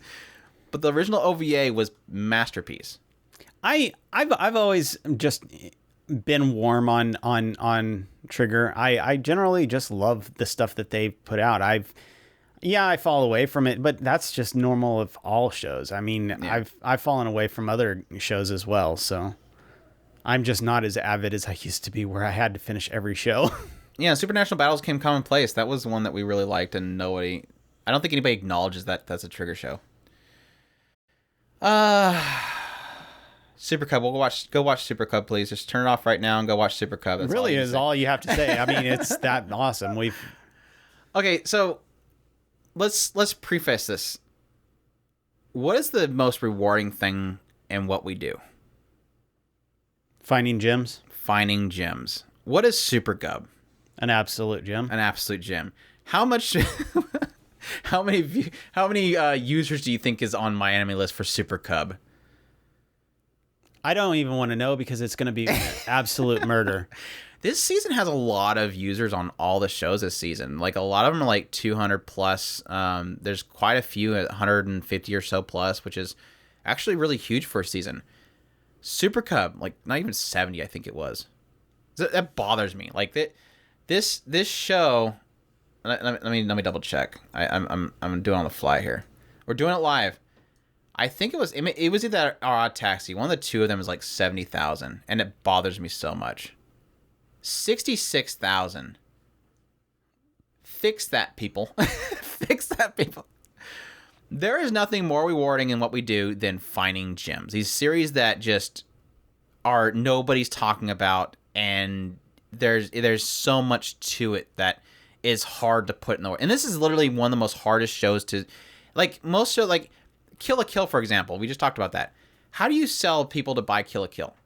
You'll get a gif of some crazy over-the-top nuts animation, and you'll throw it on Twitter, and people go, "What the heck is that show? I gotta go watch that." Well, that's how I got into Hajime no Ippo. A picture of a smile. Yeah, and that's how I got into Hajime no Ippo, is him doing the Dempsey role, I think is what it was. And it the great thing. Yeah, the bob exactly. Weave, the bob and weave, and then you get that energy built up, and then you rubber band. Right? Yeah, it was a clip of somebody who had that as their I think it was their signature or something like that, and him going crazy on somebody, and I was like, what is this show? And I was like, there's a boxing anime. And that was me getting into Hajime no Ippo. Yeah, it's Megalobox. What are you talking about? But this one is a little bit more difficult.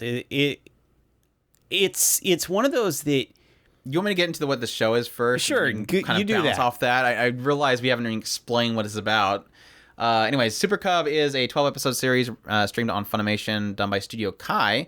The source is a light novel. The genres are slice of life and school. The series composition was Toshizo Nimoto, who did Macross Delta, Jushinki Pandora, and did work on Robotics Note, Ghost Sick, and Shangri-La. And this essentially follows a girl named Koguma. And Koguma, as the narration leads you to believe at the very beginning, she's talking about herself. She has nothing. She has no family. She has no friends. She has very little money. She lives on her own. She goes to school, sits by herself, and then goes home. That's pretty much her routine. This is a girl that really has nothing. And at some point when she's going home from school, she is passed by a bike and then somebody on a motorbike. And she essentially has a random thought. I'm going to go to a local store that has motorbikes and see if I can get a motorbike, because she's like struggling to ride this bike and this motorbike just going by her.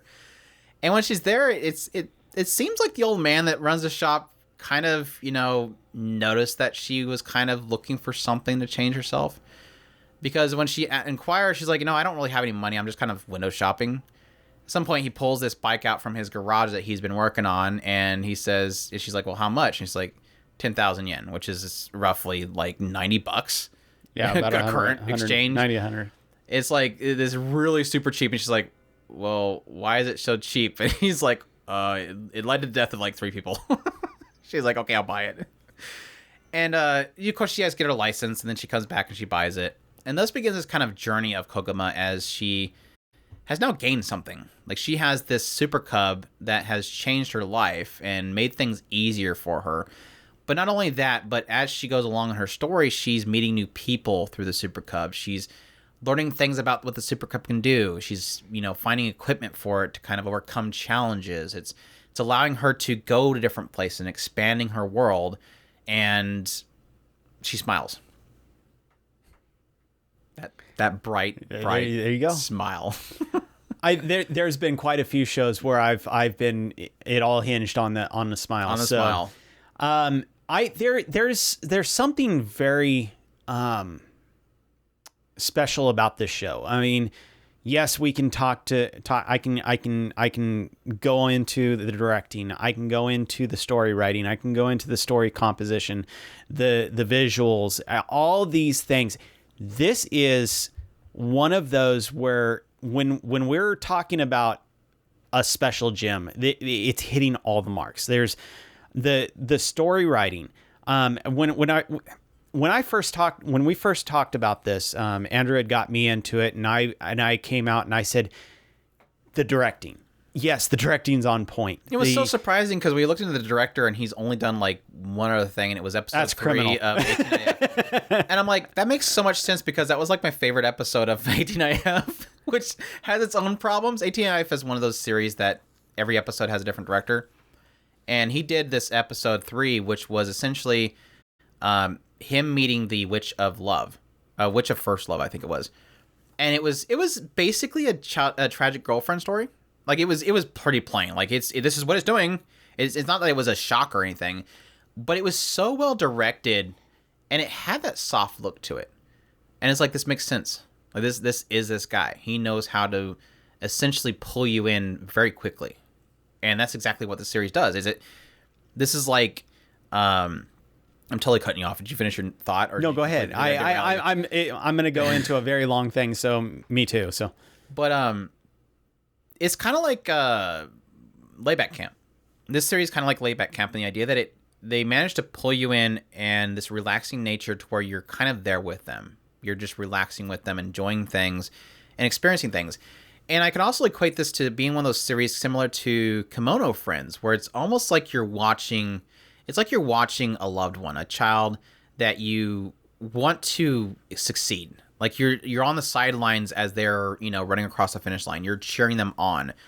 That is what this series is in a nutshell. It is watching Koguma, and you almost have like that feeling of like, oh, you want to step in and help. And then you're like, no, just watch. Then they manage to, overcome whatever challenge they're facing, and you're like, girl, you did it. I'm so happy for you. And then you see the smile, and you're like, that was treasure. This is what life is about. That is what the series is. It is that element of seeing this girl who had nothing gain things. And while these struggles seem simple, oh wow, it rained, better get a jacket. That's a simple story. No, it's crap, she's going through garbage. She got this jacket, and then she says, what do you think of that rain? And you're like, yeah, girl, you got that rain. or you she drives by Mount Fuji and says, I'll leave you at that. I'm gonna leave it just at that. And you're like, yeah, you totally told that mount what to do.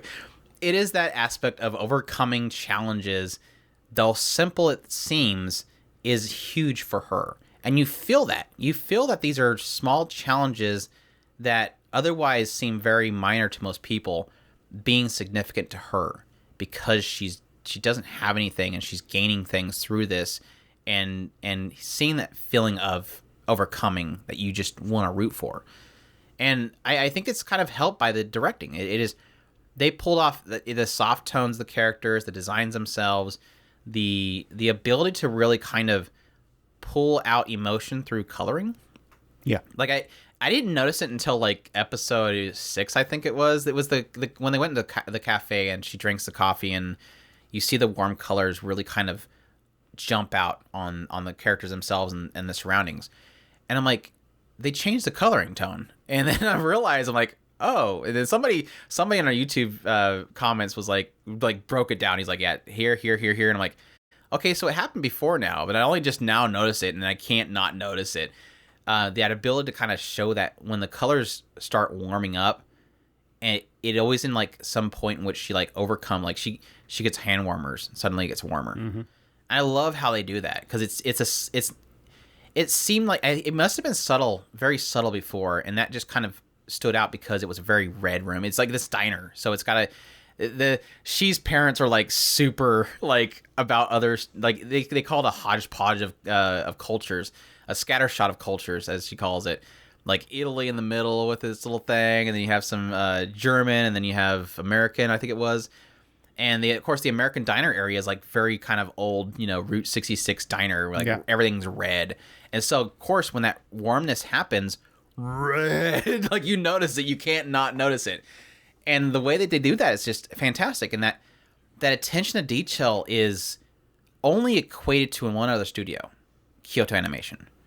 Like, Kyoto Animation has that ability to take a very simple, you can see it in Chris's background, K-On!, and take a very simple cutesy girls concept, but then every now and then you notice these very subtle over details. Like these things that are just so, like they took the time to put this thing in the corner of the room that's not going to be touched.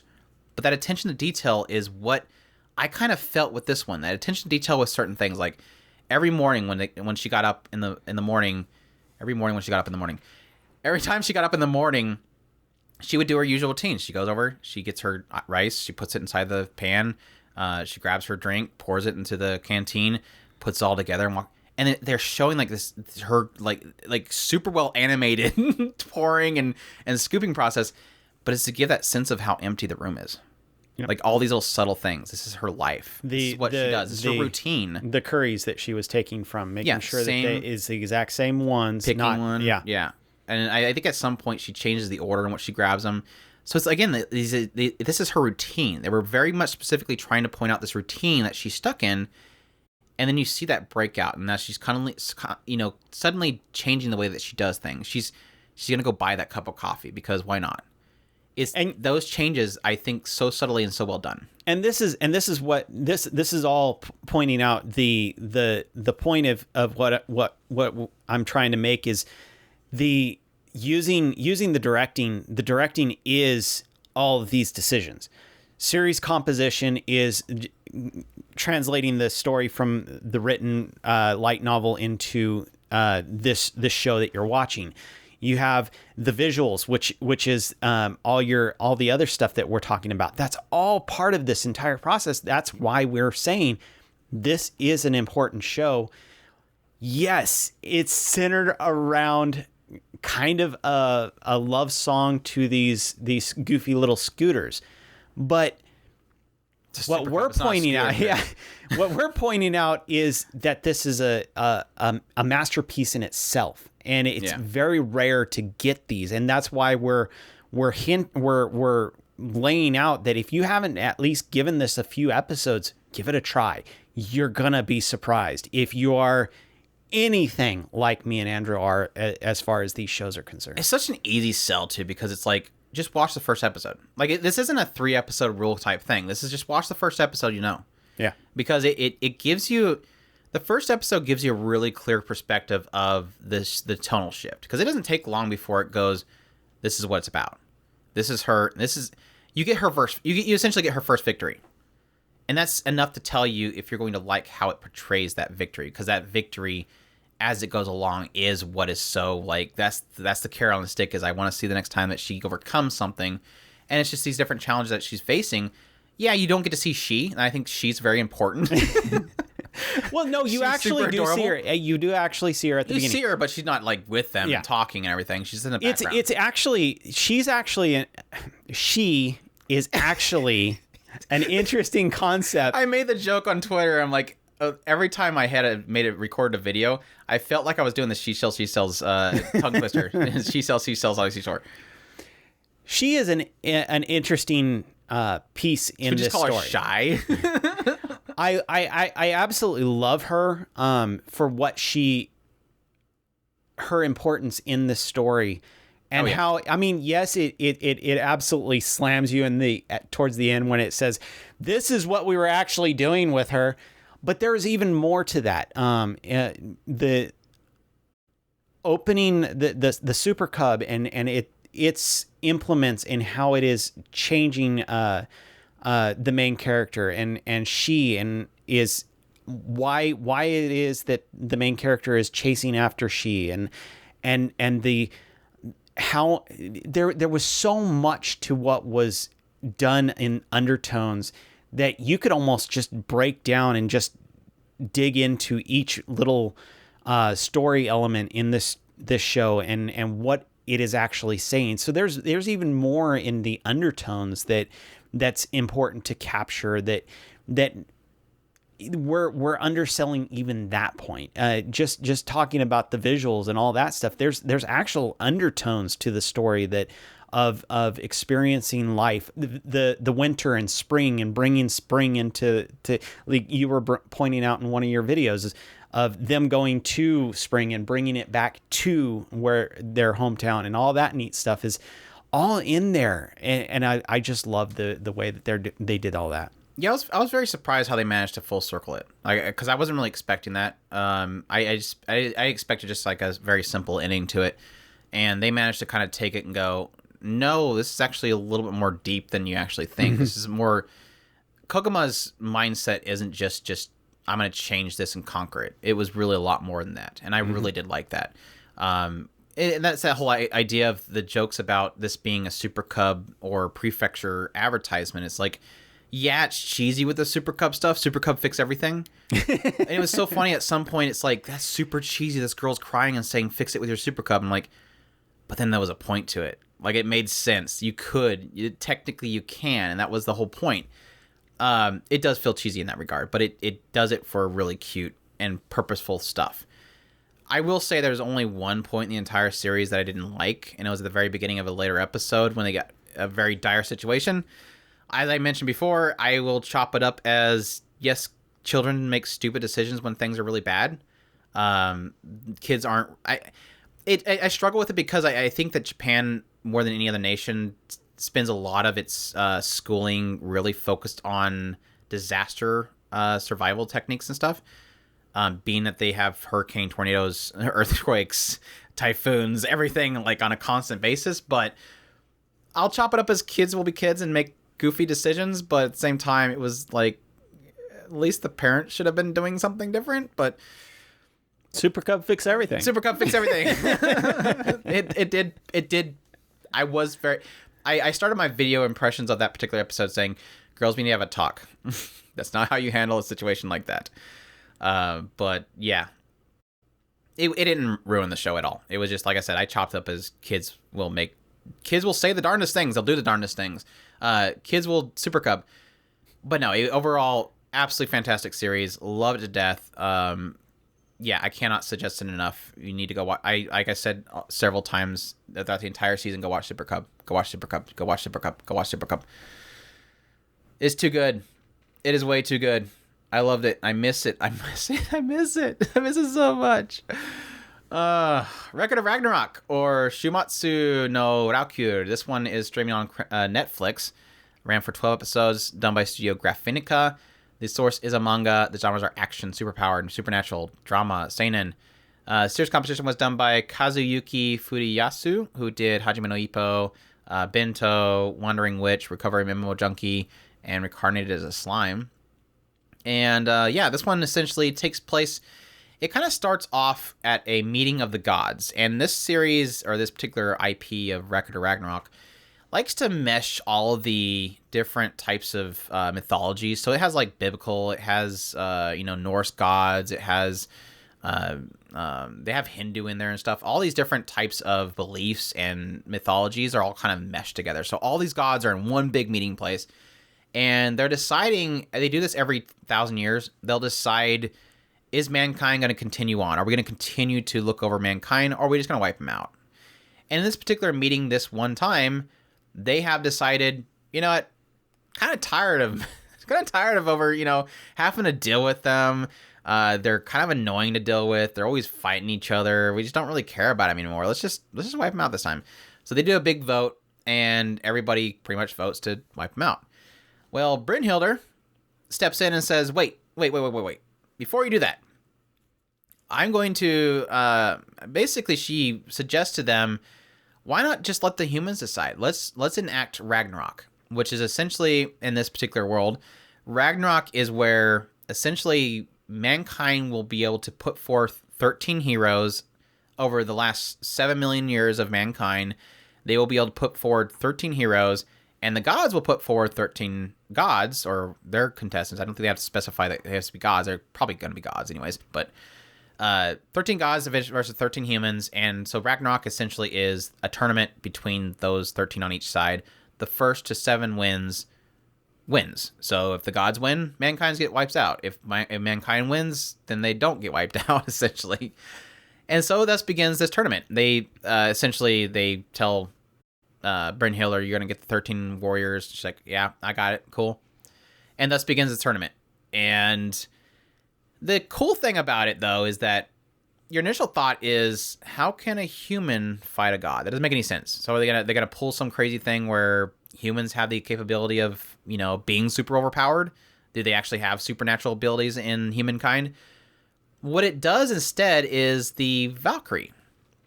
This concept that the Valkyrie themselves can become a weapon that the humans can wield that will give them the edge they need. And the other weapon that Brynhildr has is the overconfidence of the gods. That's her weapon. They believe that the humans are so weak. They're mortals. They can't fight. So they're going to let their guard down, and that's the opportunity for them to win. And thus, again, begins this whole kind of fighting. The first fight they have is Lubu versus Thor. And that kind of starts this idea of, these are incredibly powerful gods. How can they possibly overcome them? And I will admit, I'm not a huge fan of the art style. I think it works for what they're doing here, because you do have like these big muscly people having to fight each other. So this over-the-top muscly look does technically work. So it grew on me, and I started liking the art style as it went along. I give Graphinica huge credit for keeping that what looks like animated.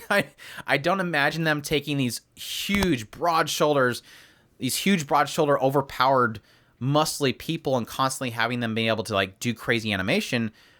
So it does that whole thing where it tries to hide a lack of animation with like really kind of impactful looking stills, and whenever it does move, it looks good. So I give Graphinica huge credit for being able to make this look like it's moving, like there is impact, there is sound, everything is kind of clashing. But the only thing I have a misgiving for is one of the Goal, I think it's her name is. Goal's like one of the Valkyrie, and she doesn't, like, look at her art style. It doesn't match anything.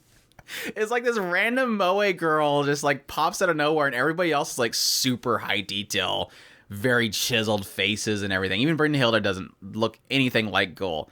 So that's the only thing I'll kind of give it a little bit. I mean, I like Goal. I think she's like that. She's the straight man, basically. She's like this is absurd kind of character.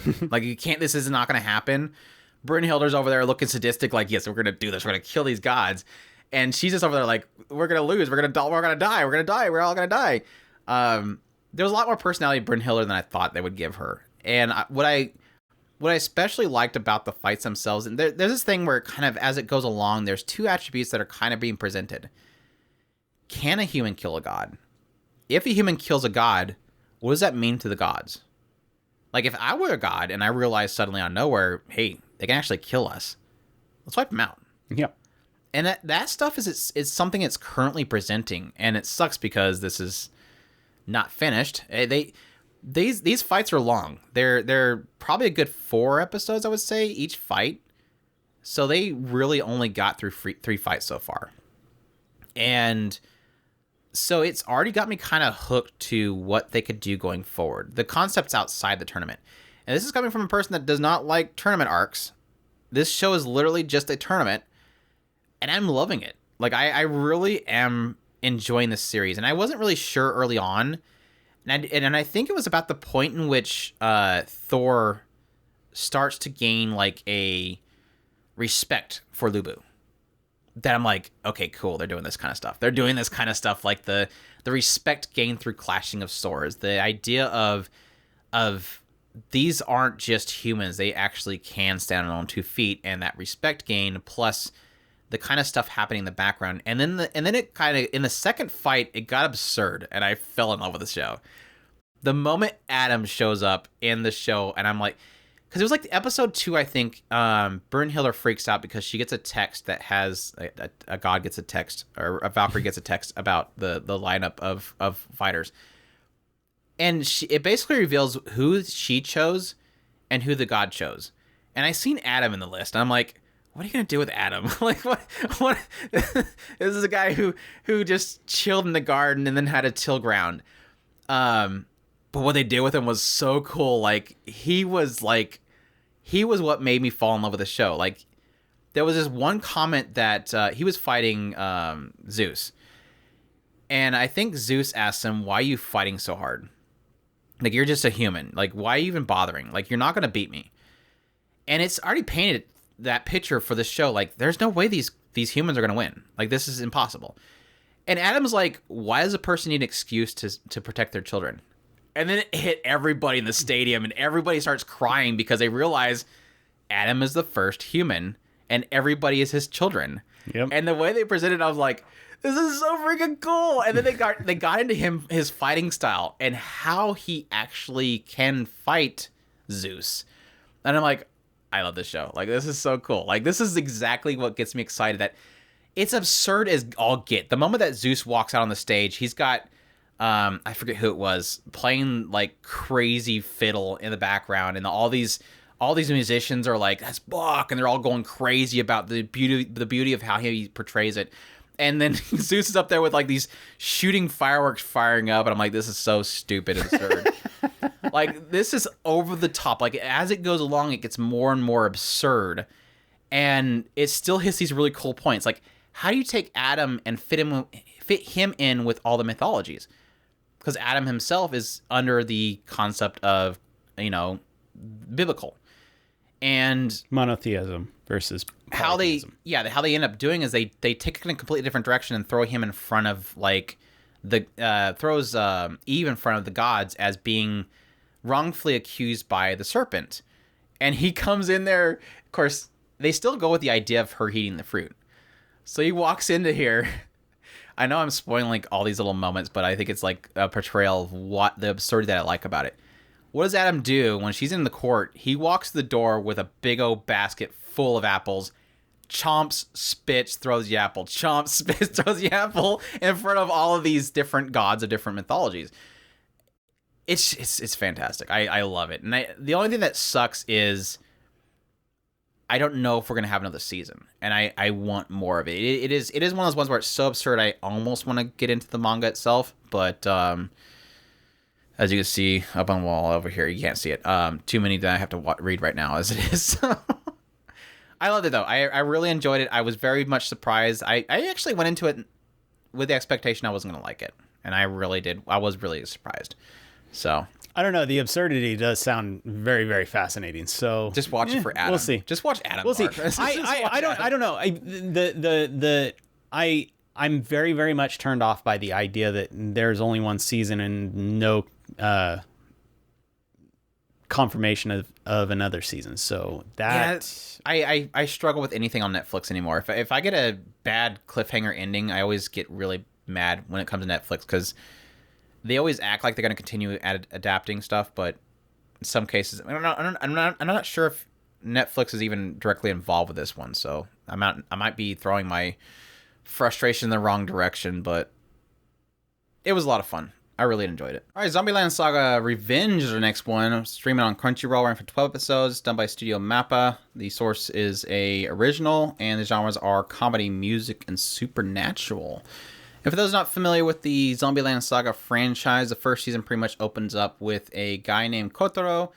He's reviving all these different girls of different time periods to become idols to perform as Fran Shosho in order to save Saga, this prefecture that he seems that is going to have something happen with it, and he needs to have these girls perform, become popular to save it. We don't really know why, but that's what it is.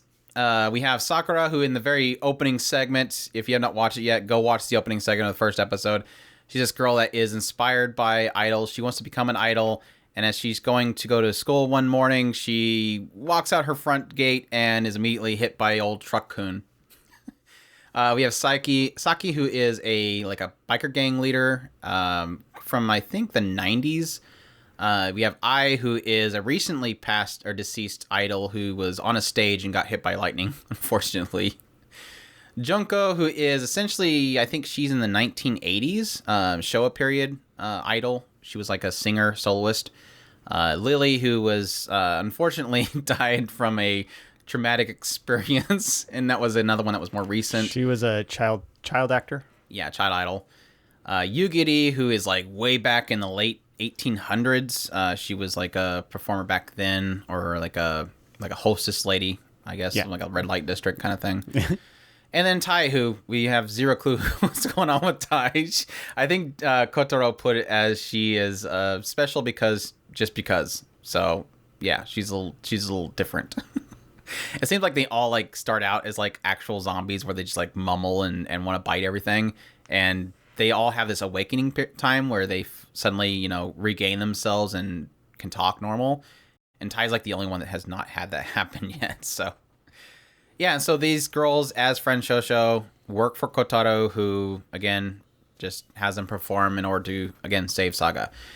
And that was kind of the gist with the first season, was just them kind of going around doing different performances. The interesting thing that was from this series in the early season was the fact that there's so many different characters from different genres and different time periods.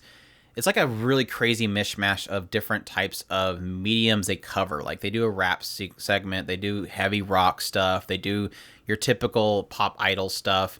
And it's all like just this crazy mishmash of different types of genres and what they perform. With the second season, it seems like it's more focused on getting into each of these characters and their backstories and what they went through in their previous life, as well as really kind of finally diving into what is this issue with Saga and what Kotaro is doing in order to essentially save Saga. So, yeah, your thoughts on Zombieland Saga Revenge? I really did like what they did with this one overall. Having the first episode was probably my hiccup with this season. It went through an entire process of a failed concert, which they didn't really even reveal until later in the season, to let us know that, oh yeah, this is what happened then. And it was like, well, okay, that was helpful to know.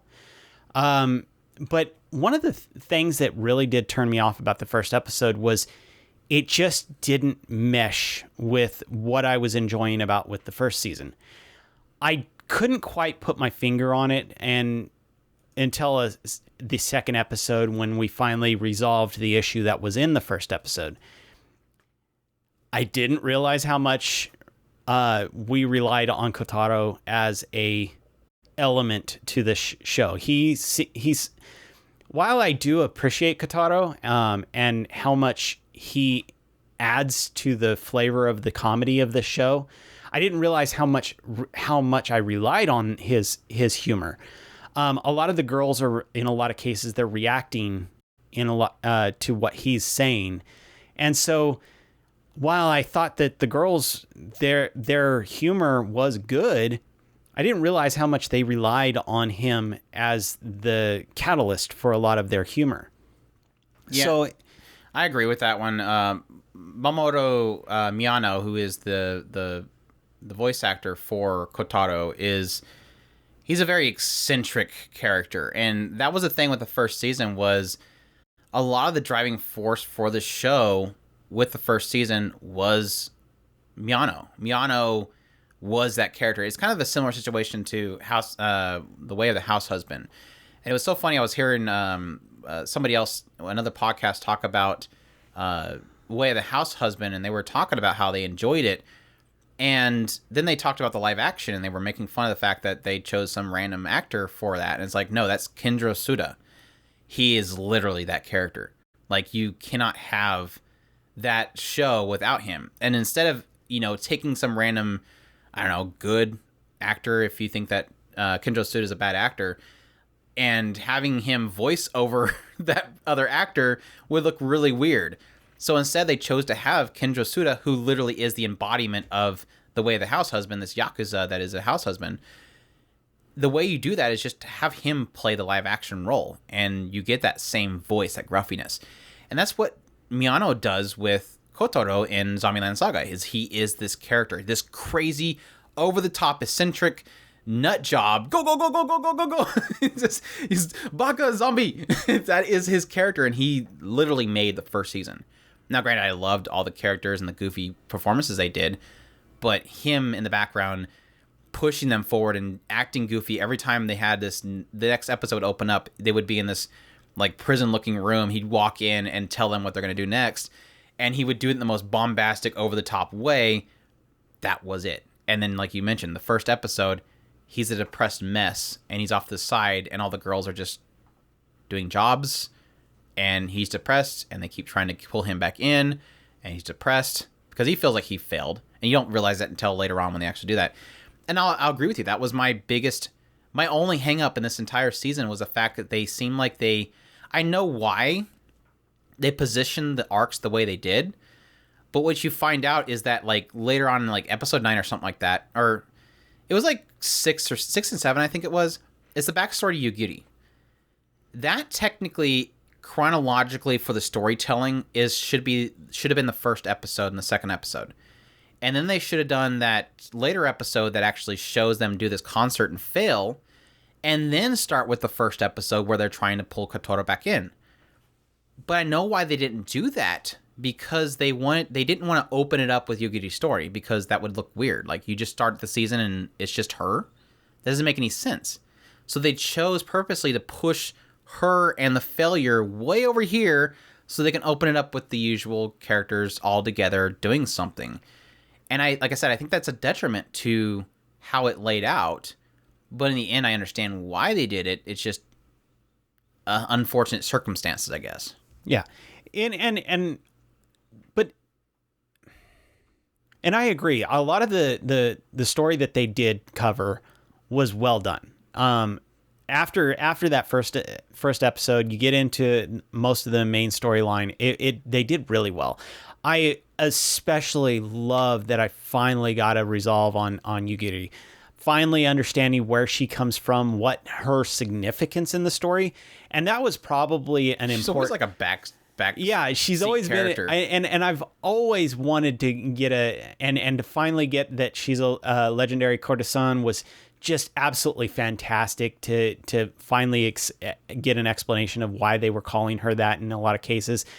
She was fantastic. And I do understand the reason why they held off on at least her tidbit of the story, because that reveals something that is much more grander. Not necessarily the failed concert. I agree with you on that was out of place, but her specifically, keeping her towards the latter half was important because it revealed something that was much, much bigger. Well, why I say that it had to be before them showing the failed concert is it explains why Kotaro was so depressed. Yeah. Like, it gets into what he is trying to do, which is limited, the time-limited thing. It's time-sensitive. And so he feels like he failed because they failed that he doesn't have time anymore. And that's why he's depressed. But again, why do we wait until... Why do we space it out like that is the troubling thing. But no, I agree. I think besides that misplacement of stuff, it's a great series. I loved it so much, and it's like most of the show is like a culmination of each character having these great moments. Like, we have an episode where we find out that Ai is inspired by Junko, which I know we had that intention with the first season, but you really do get to see it. You get to see Junko and what she's struggling with, and that fact that she is a soloist and she wants to be more like Ai. So you have that pairing of the two of them. One is inspired by the other one wants to be more like this one.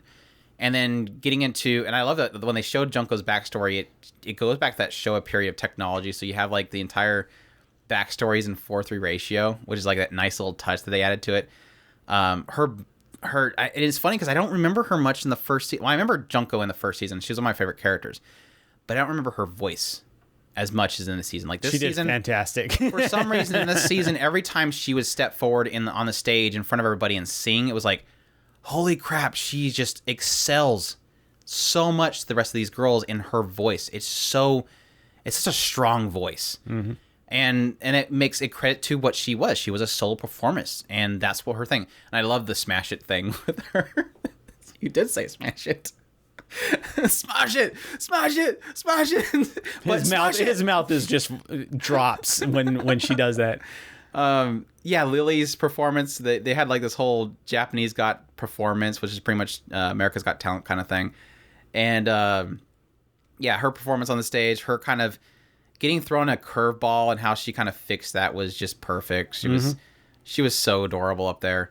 And that goes to her performance ability, and she just destroyed it. Her ability to think on the fly was the exceptional part of that. Saki and her little kind of goofy crush that she had and they got into was fun.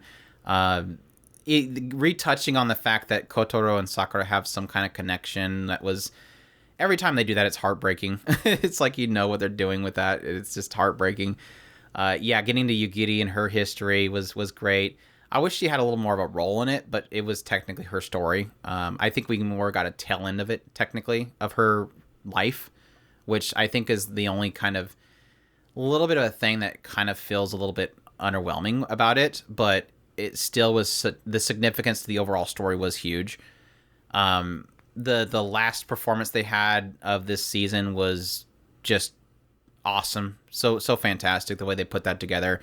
Them essentially having their popularity through something that wasn't intended by Kotaro. Their popularity was their heart. Like their heart itself and what they wanted to do to help people was essentially what put them on the map. Not let's fill venues, let's do advertising. It was what they did. Like what their goal was to help the people of Saga. And how they portrayed that was way super heartwarming. It is one of those things where, and that was it's not so much with the first season, but more so with the second season was heart. Like this season had heart, mm-hmm. and it was more comedy focused with the first season. It was more cool performances and mishmash of genres was what made the first season. The second season was heart with the comedy and a little bit of kind of hitting into the drama of what is happening with Saga. And so it almost it basically transcends the first season. Now we'll say it's hard to match the rap battle. It's hard to match the heavy rock scene from the first season, but they still did an incredible job with it all. And I really do really like it. It is so funny that Zombieland, and I think I mentioned this with our music episode for this season, was the writers, the creators behind this, the person that's working on the actual composing the music and the performances that they do, Francesco does. I don't know how they managed to do it, but they managed to pull all these different genres and like transcend them. Like the opening is a prime example of that. It's a very Sentai opening, and they somehow managed to do it like perfect. And you're taking all these girls. Lily's a very high pitch. You have Junko that's more of a deep. You have Yugiri that's very deep. You have Saki that's more kind of harsh. Ai's very kind of generic, not generic in a bad way, but very much so like a typical idol. Sakura is kind of there with her as well. And so you have all these different pitches and stylings, and you're managing to mash them together in this really creative style. And I don't know how they pull it off every time, but they keep doing it, and it's fantastic. Ending was... It was a big O FU to the world. It was like... What? Now, the question is... I don't know what's worse, ODDTAXI's ending or Zombieland Saga Revenge ending. Both of them are pretty much like WTF for everybody. It'll be interesting to see if they stick to that and just say this is it, or if they revenge it in some way, shape. Revenge it. But yeah, it was an excellent season, and I love it to death. My only criticism, and like I said, I acknowledge that it was a misstep by their placement of the story, but I think when you look back on it, it's like it doesn't matter. Like the fact that they had the episode 1 that way doesn't matter in the end because you know the whole story, you know the context of everything. The only thing that I say kind of muddies the entire series is I still don't like the CGI. I didn't like it in the first season. I don't like it in the second season. And it's not that it's bad CGI. It's just that they whatever models they're using don't look like the characters. That's exactly what I was getting ready to say. Especially Lily. It's like their head shapes and size and proportions just not there. I would go with proportions. Proportions, definitely. Lily was bad, but I noticed it really badly on Yugiri. Yugiri's bad too. She is way too big. Let me just say that for her actual character, and it was an eyesore. I don't mean to be like. It just... Are you body shaming? Well, what it was again, it's proportions. It didn't fit her character. It was very jarring. It became a point where my eyes were drawn to it over and over and over again, and it was like, this is annoying. This is annoying because your eyes were drawn to it. Really? That's not her character. Yeah, that I find Yugiri very attractive. Yeah. And her character model on the CGI was annoying. And then, then it started falling into the other characters. Then I started noticing Sakura was a little bit large. And it went to the other characters. And it was annoying. It's just, it's troubling because I criticize CGI used in performances for idol shows a lot. And it sucks because it seems like a lot of shows lately are getting better at it. And it's just this is the one that just doesn't seem like they're trying to make it better.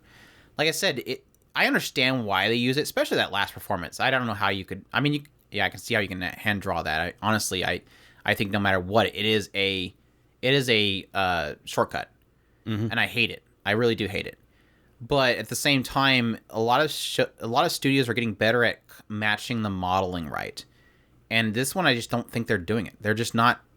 I think they just took the same models they used in the first season and said, it worked, let's do it again, and didn't improve. And it's been a long... Was it like 2018 that the first season was? You had 3 years to work on something, or at least correct it in some way, and you didn't. That was my only... Again, that's my only issue with the season. And usually when I beef with CG, it's usually... Yes, it is artwork in a lot of cases, but usually it's because of frame rating. When they post process it and they try to it comes out as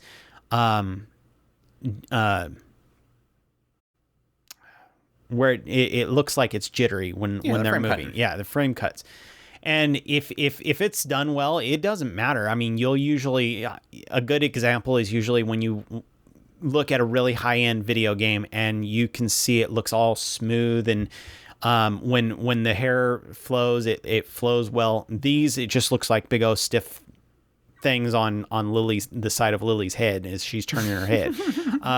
She might as well be having attachments to her head. So I mean that's what I'm usually talking about is flowing rather than things. But in this case, it was like we're talking about the body proportions. They didn't even look like the same characters. The only way you would know is by their hair color and voice. Yeah, the hairstyle, color, and voice. And that's the troubling thing that always comes with that is that reliance on that. Because yes, that's the whole samey value of anime art style is a lot of emphasis is put on just very different hairstyling and maybe eye shape. That's usually how they manage to, in anime anyways, to really differentiate different characters. Mm-hmm. It's not like the real world where you can kind of see these subtle differences in faces. It would kill an animation studio to really have subtle changes in face proportions. So they rely on the hair and the color. And that's just something that just doesn't translate to the CGIs. You can't just do that. There is still subtleties there. And especially when you have a difference like Lily versus Yugiri. There's way different body shaping there. Yeah. And I think that's that whole kind of copy-paste the bodies themselves. It doesn't really work well. Let's just crunch Lily's size a little bit. But leave her head the same size. It's like, no, it doesn't work. Her head's huge. But yeah, other than that, that's my only problem is that CGI. And it's not that significant. I mean, we're talking about very brief, 5 to 15 minutes worth of actual animations versus the rest of the entire thing. The rest of the show it's fantastic. I love Zombieland Saga. I'm gonna miss it. Again, this is another one of those ones where I'm kind of sad that isn't as popular as I think it should be. And I think that was even the case for the first season. And I think the off-putting factor is everybody sees it and says idol show. Yeah. But this show is literally makes fun of idols. Like this is a parody of idols. Yeah, it really is. Right. This is Mappa's crazy over-the-top nut job take on the idols industry. And like I said, it is not always just the typical idols I think routines. It's his desire for them to be successful is, hey, they want a rock concert, go out there and headbang. And so they're out there going, and their heads like doing rocking that is not normal for a human because they're zombies. And they're also, it's also making fun of idol shows in a lot of cases as well. So the idol industry, the performances, everything about it. And so it's like, if your hang up is that it's an idol show, go into it with the expectation it's making fun of it, technically. So there's a lot of parody shows that are parodies of things that you normally don't touch because they're parodies of it. And this is the case of this one. If you don't like idol shows, watch it because it's making fun of the idol shows, so why not? But yeah, that's Zombieland Saga Revenge. Definitely suggest it. Hopefully we get another season. Oh, we forgot about Mai Mai. Poor Mai Mai. She was so crazy. Again, she's a joke about an idol fan. That's the whole concept there. Eden's our next one. This one is on Netflix, streamed for 4 episodes. The studio was Cubic Pictures, as well as CG Studio. The source was an original. The genres are sci-fi, slice of life, fantasy. And the director for this one was Yasuhiro Irie, who of course did Full Metal Alchemist Brotherhood, Scorching Ping Pong Girls, and Healer Girl. And the music was done by Kevin Pinkin, who of course did the music for Made in Abyss, Shield Hero, and Under the Dog.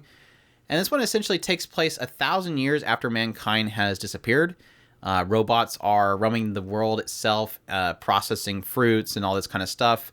Essentially all maintaining the world as they would before, with the kind of undertones that there is certain robots that believe that mankind did create them and their whole purpose was to serve mankind. Most of the robots on the surface are just kind of existing with the idea that they were always existing. It seems like the ones that believe that they were made by humans and must serve humans are kind of the underground robots. They have to hide and keep their desire to see humans again a secret from the big evil overlord computer system. But yeah, at some point, 2 of these robots on the surface end up finding this capsule, and they open it up, and they end up finding this girl named Sada. And Sada is an infant at the time. She's very young. Probably not infant. It's more like probably like 1 year old. Very, very young.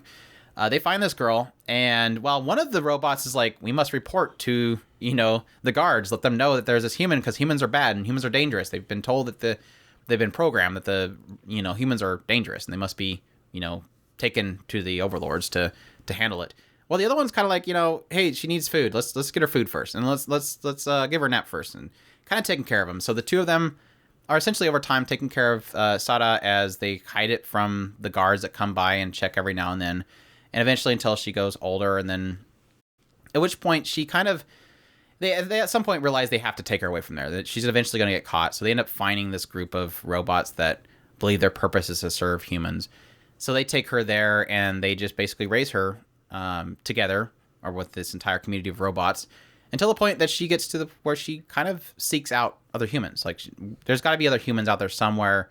She ends up hearing a message that's played throughout this entire process of, she uses this VR system to control a robot to go back to where she originally was from, and ends up hearing a recording of somebody asking for help. So she believes there's humans there, and that she needs to go seek out other humans because she's the only human alive. She wants others like her. And that kind of starts everything. I don't want to get too far into it because this is only 3 or 4 episodes, so it's kind of movie length. But it's just basically her discovery that finding out if there is other humans, what happened to the humans, all those things kind of come into play with it. This is a full CGI show. That's probably the big issue there. I think they did a good job. They have an interesting styling of it. It's very kind of a bright, cel-shaded look to it. I think my only misgivings for the CGI is every now and then Sada's character model kind of, it looks not good CGI character modeling for anime. Like, it doesn't mimic the anime style very well sometimes when she turns her head or something like that. But other than that, it looked good. It's a very adventure-y show. It's very much discovery and adventure, which I really did enjoy. mix in there with Kevin Pinkin's music. It's going to just take it another level up. He has fantastic music, and they use his music beautifully. So it's visually, the world itself, everything's fantastic. Besides, again, Sada's model every now and then. There's some cool aspects to it with the robots themselves. I really did like the initial 2 robots. One is very nurturing, very much like the mama robot. And then the other one's more like the tsundere, we can't do this, it's dangerous kind of robot. And at some point you have this moment where the tsundere, we can't do this robot kind of lays out all of his... He was pointing out that Sada has always kind of mentioned that she won't do something with a certain look in her eyes, and he's been taking note of it. And so it's got this moment where it like lays out these time periods of every time she did it, and so you realize he's actually been taking notice of her, which is really cute. There was a moment where one of the robots was trying to understand why Sarah was deciding to do what she wanted to do, and she found this music or this video of humans dancing, and she started dancing, and they're like, "Why are you dancing?" It's like, I want to understand human emotions, and I think this is a way of doing that because I want to understand why Sarah is doing what she's doing. So that aspect of a robot trying to understand emotions, again, is kind of similar to Vivy, Fluorite, Eye Song. I really did enjoy. I did kind of like some of the stuff they did with the backstory. There was a certain robot named Zero they get into later on, which I think they did some cool stuff with him. But, big, huge but, this is a typical humans bad story. And it's kind of similar to Vivy or Fluorite Eye Song. Do you hate it because the journey or the destination was kind of a letdown? It's different for each person. Like I said, I thought it was a fun journey, but I do acknowledge the fact that destination being pretty typical post-apocalyptic setting, humans bad kind of thing is very overdone. But at the same time, like I said, it was a fun little journey. It was very short. It's only 2 hours, not much. It's basically, like I said, movie length. So I kind of suggest it, but like I said, just don't be expecting anything groundbreaking with the story itself. The overall story is very typical, which I'm tired of the I've seen this humans bad story too many times. Do something different, please. But yeah, that's Eden. Definitely check that out if you would. Like I said, it's not much of an investment. It was pretty good. Pretty it's fun. Too hard to write. Humans are nuanced. Humans are nuanced. Yeah, it's very difficult. It's complex. There's too many characters. There's too many humans. Yeah, Don't Toy With Me, Miss Nagatoro is our next one. The Japanese title is Ijira Naidai Nagatoro-san. This one is streaming on Crunchyroll and for 12 episodes, done by Studio Telecom Animation Film. The sources of manga, the genres are slice of life, comedy, and romance. And yeah, this one opens up with a guy, they basically call him Senpai. I'm just going to call him Senpai from now on. Pison. What are you talking yeah, about? Pison is named by Gamo. Yeah, Pison, or Senpai. Essentially, it opens up with him. It kind of shows that he's kind of to himself. He goes to his art club. He does paintings or art stuff. And then at some point, when he goes to a library to do some studying, he realizes there's a group of gyarus there, or valley girls, as you would say it Western terms. These gyarus are in this library, all kind of just gossiping and talking really loud. And he kind of goes to the end of the table off to the side and does his studying there. And at some point, one of the girls comes nearby him to grab a book, and he drops his bag, and it spills out his manga that he's been creating all over the floor. And so all these girls kind of just swarm up, and they start looking at what he's drawing, and they're all laughing and making fun of him. And at some point, all the girls decide they need to go somewhere, so they all decide to leave. But one girl stays behind. Her name is Nagatoro. And Nagatoro kind of quickly realizes this is an upperclassman, so she starts calling him Senpai, and that's where you get the Senpai thing. But Nagatoro starts to really criticize his manga even more. She's kind of looking at the panels and showing how he's essentially projecting himself into this hero of the story, and she tries to get him to kind of act out the scene just to show him how absurd the scene is, and of course he can't act it out. And thus begins this whole kind of common this consistent thing that she starts doing, where he's trying to do his own thing at the art club, and she'll come there to essentially tease him for different things. And early on, it seems like she kind of keeps pushing him over the edge. It's almost like she gets enjoyment out of making him cry. But things start to kind of slowly change over time, and we'll kind of get into that a little bit. So your thoughts on Don't Toy With Me, Miss Nagatoro, because I'm sure you're going to get right into that whole aspect really quickly. The first episode was brutal. No matter how you look at it. You can make an argument for a segment of the second episode, too. Yeah, you could. Takes a little time to get really, what it is it's almost like and in a lot of cases, this show is not about just senpai. This is about both senpai and Nagatoro, and this is one of the things that I do probably love the most about this show, is that while it is kind of similar to like Teasing Master Takagi, Miss Ueno, a lot of those shows where it's this, not a battle of wheels. It's the girl is so focused on this one character that it comes off as the teasing, or she's trying to get him to focus completely on her in every situation. One of the cool things that this show does that the other ones don't really do, while yes, it's very intense at the very first episode and a half, is she learns boundaries.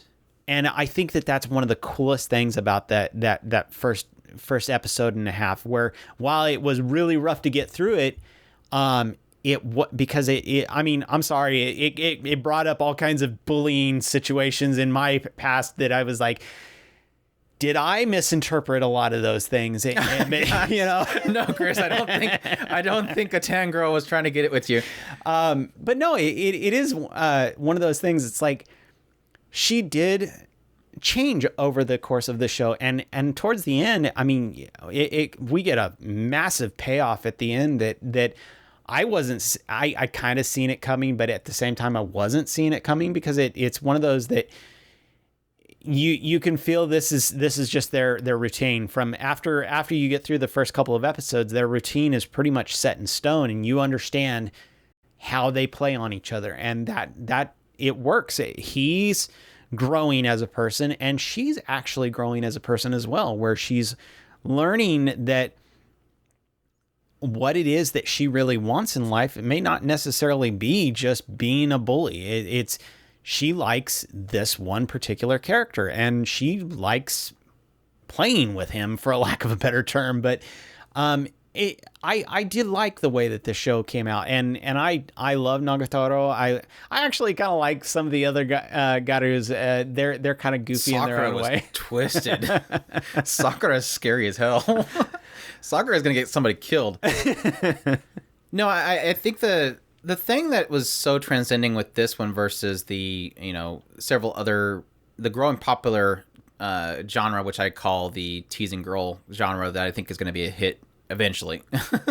Everybody asks me what the next big hit's going to be. Isekai's the current one. It's like, it's going to be the teasing girl, because there seems to be an increase of it. But the thing that I think kind of makes this take a different angle than the other teasing ones, like Teasing Master Takagi-san, or Don't Toy With Me.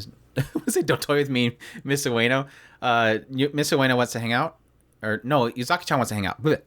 That's the other one I was thinking. Ueno, Miss Ueno. Miss Ueno is the. Yeah, you're a mess, Miss Ueno. You're a mess. Like that. Yeah, that series fantastic. I love that show. Anyways, the thing that makes it kind of different than those ones is there's no pre-established relationship. Mm-hmm. Like, especially with Takagi-san, you've seen it, they've been with each other for a while. It just jumps right into it, and you're getting the point in which, Takagi's already pretty much technically trying to get with him. She has an interest in him. She wants to be with him. The thing with this one is Zaki-chan, they knew each other from their previous school. Now she's in college, and he's a year ahead of her. With this one, you're getting the relationship established. Like, this is the starting point. And I want to what I got from this, and I think I'm assuming most everybody else got from this, is Nagatoro was bullying him. Yeah, like, she was a bully. The episode is pretty darn clear with the first episode. She likes making him cry. She's trying to make him cry. She's getting to that point. It wasn't until, I think, again, at the end of the second episode, you finally see her realize that's the breaking point. Do I want to do that again? Like, I'm getting him there. And then she stops. She was a bully. And that's what makes the first episode difficult. Unless you're like super crazy into the sadistic, tan girl punish me kind of thing until I cry, which I'm sure that was probably what the selling point with the first volume was of the manga. You don't realize that that's the turning point to her liking him. You realize really quickly when it shows scenes with her and other boys, she's very cold. She's cut off. She's very short with them. Like, no, I don't want to do that. No, thank you. And then he's constantly thinking, okay, now she's going to do this. No, it's because she only does that with you. She's only comfortable when she's alone with you. She's different with other people.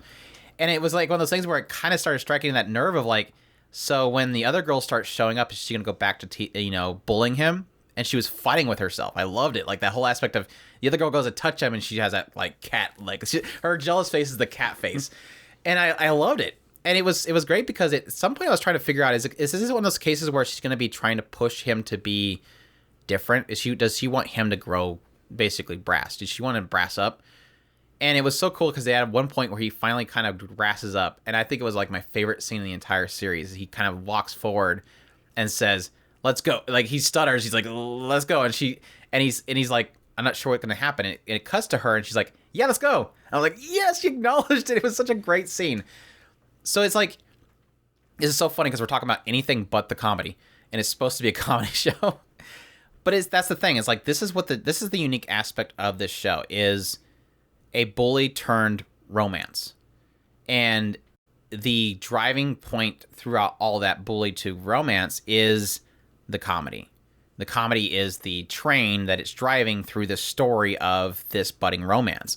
And it was really cute in that regard. It is something that I was terrified of coming into because literally first episode I was like, if this is it, I'm not gonna watch this. Like, I'm sure everybody out there, no matter if you were in high school, you were the jock or whatever, at some point every single person's had their experience being the bullied, and it's not fun. And to take that and turn into something, I'm fine with. That's like the aspect of violence. Like, I'm fine with the violence, especially if it's just over the top, be violence for the sake of being fun and entertaining. But in most cases, I'm looking for violence for the sake of telling a story. Yeah. Like 86. That is violence. That is segregation. That is racism to tell a story. I'm fine. I'm fine with it utilizing it if it can tell me a cool story. I'm not fine with it doing it just to be it. Yeah. And this was doing this for the sake of telling this budding romance.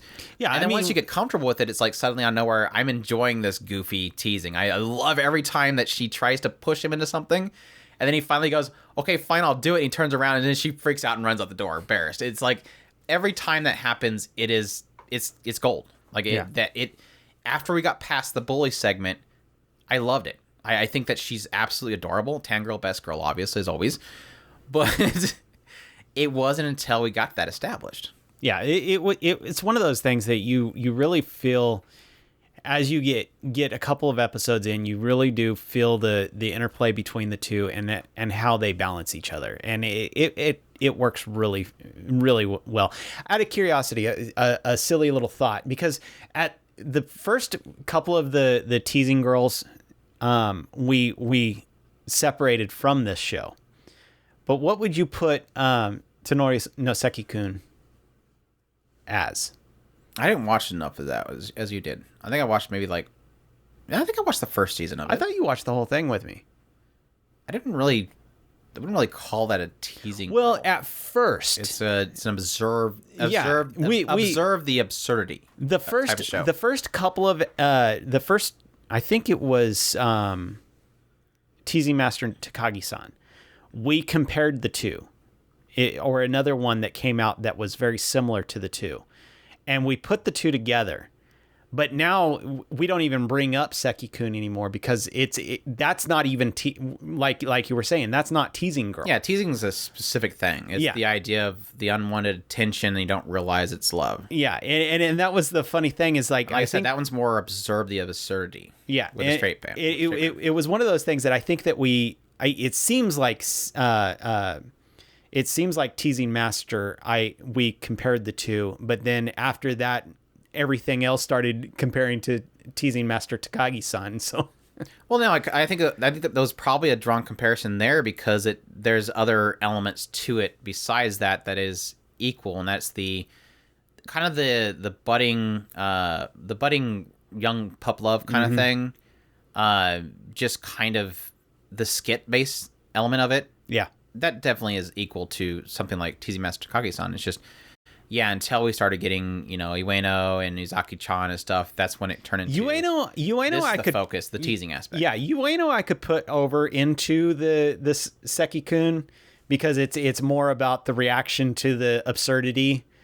It's not so much the teasing. Now, yes, she is focusing a lot of attention on the main guy, but it is more about just the absurdity of the entire situation more than it is about the focusing attention on inability to communicate your love. Yeah. Look under my skirt. Really want to look that girl. That girl is a mess. Make a romance robot and then get jealous of the robot. Yeah. But no, this is a really great series. I'm glad I kind of stuck through that first. And it was so great because this is kind of one of those moments where this is like one of the only moments where the community itself we have our issues with source material people. Because they are I have to rush in there and tell you about the story. And you're like, no, I just want to experience myself. But this is one of those cases where they technically came in good. And the idea that they all kind of came in and said, just keep watching. And you're like, well, that kind of, yes, again, that kind of spoils it.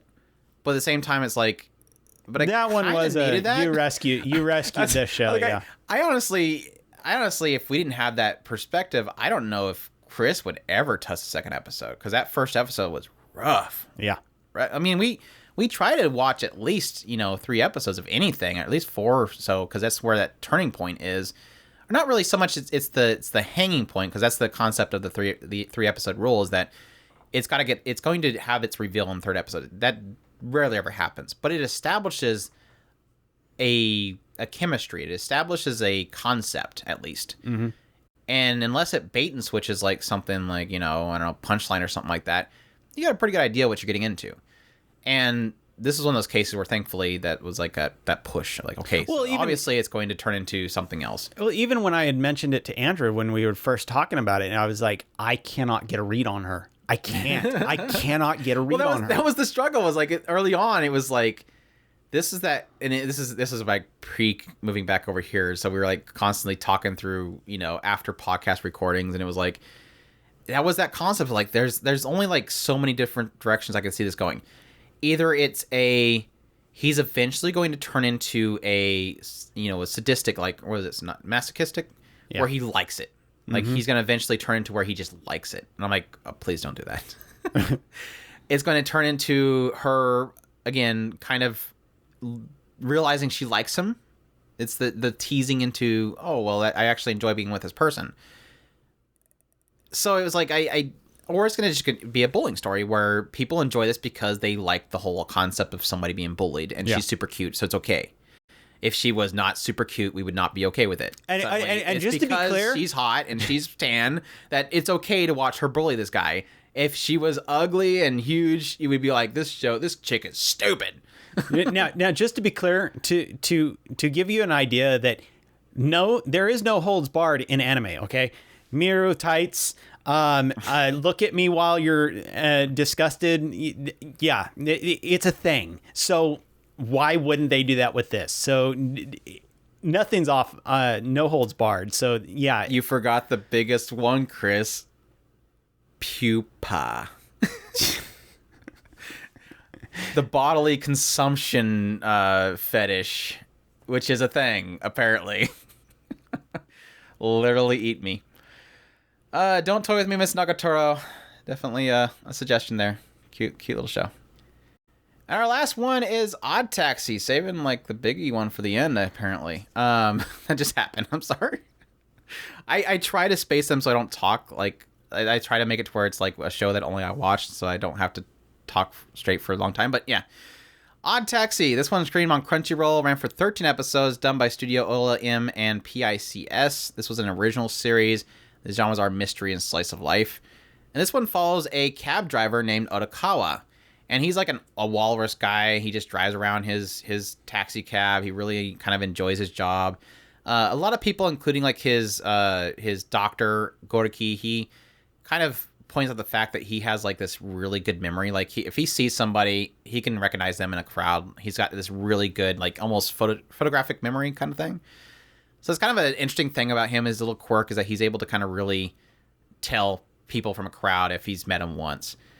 But in the background, you get these news reports about this missing high schooler. And so the town, the cityscape is kind of has this gossip happening around this girl that's missing. We really quickly find him when he goes back home. You kind of get this indication from him talking to somebody that's in his closet. So it kind of hints at this idea that this girl might be hidden in his closet. Not really sure why she's there or whatever, but it kind of keeps going along with that. At some point, he has a run-in with this criminal that's in the area named Dobu that is getting a lot of attention by this guy that's trying to make it big on social media. We meet the Diamond Brothers, which are these two brothers who are police officers. One of them seems kind of shady. Seems like one of those kind of shady police officers that'll help out, bad guys. There's an idol group, the Mystery Kiss, which is this, up and coming idol group that's got this big, huge fan named Imai, who rides in Arakawa's taxi at some point. He has a friend of his named Edgy who is trying to find love. So he's always skimming different dating sites and ends up finding this one girl that he tries to pursue. I think that's pretty much a culmination of most of the characters that they kind of introduced the series. This is kind of going to get into the difficulty of really kind of expressing the story here. I think I put it best in my first impressions of this show, where I got huge Durarara vibes.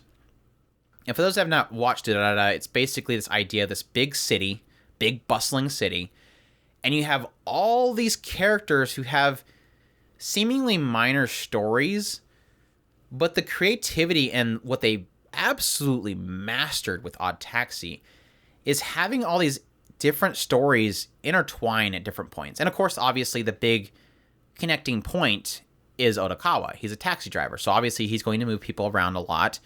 And so their stories end up kind of intertwining through their travels with Odokawa. So yeah, you technically would never really ever see a police officer interact with an idol group. But the interaction happens through them getting into the cab to go somewhere with Arakawa, and eventually later on he runs into one of the police officers because they stop him at a checkpoint. And how they interweave those stories was absolutely fantastic. Obviously, the early on it seemed like a lot of the focus of this intertwining is people trying to figure out what happened to this missing high schooler. Does somebody is he in Arakawa's house? Is he, has something to do with the police? Was he involved with Eiji and his attempts to find love? Was he involved with Dobu, who is this criminal? Was he involved with Goriki, who is this medical practitioner? How those interweave. Tanaka, this random guy who really badly wants to kill Arakawa. Why does he want to kill Arakawa? Well, here's these interweaving elements that eventually led to him wanting to kill Odokawa, who just seems like a taxi driver. Why would he want to kill a random taxi driver? And that's really, like I said, that is... how do I express this? This story is perfect. Like, this is a perfect anime. This is a 10 out of 10 anime. This will have to figure out some way of fitting in my top 10 list. And it is really a factor of several elements. One, I am completely fascinated by with stories that manage to take a huge cast, make a cityscape that you can somehow get lost in, that manages to pull you into, but at the same time make so many characters that you understand and want to follow each end of it. Well, minus the Homo sapiens. There's this comedy duo, the Homo sapiens, and they were probably the only characters I'm like, whenever they're on the screen, it's like, I'm guessing you guys really think these guys are funny. I don't find them funny. And their whole shtick was that people don't find them funny. But even then, they still managed to pull them into and interact with certain, like one of the Homo sapiens ran into Tanaka, which is the character that wants to kill Odokawa at some point. And that interaction was that element of bringing him into the picture and managing to make him a part of this overall weaving of stories. But like I said, absolutely masterfully weaved. After absolutely masterfully portrayed characters. The world was excellently portrayed. The mystery itself was fantastic. Like I said, trying to figure out where this girl went. Again, is she in Odokawa's house? What is wrong with Odokawa? Because they keep hitting on the fact that he has sleep deprivation. It almost seems like at some point he has a split personality. And so there's a mystery behind the main character himself when he's seemingly just a normal person.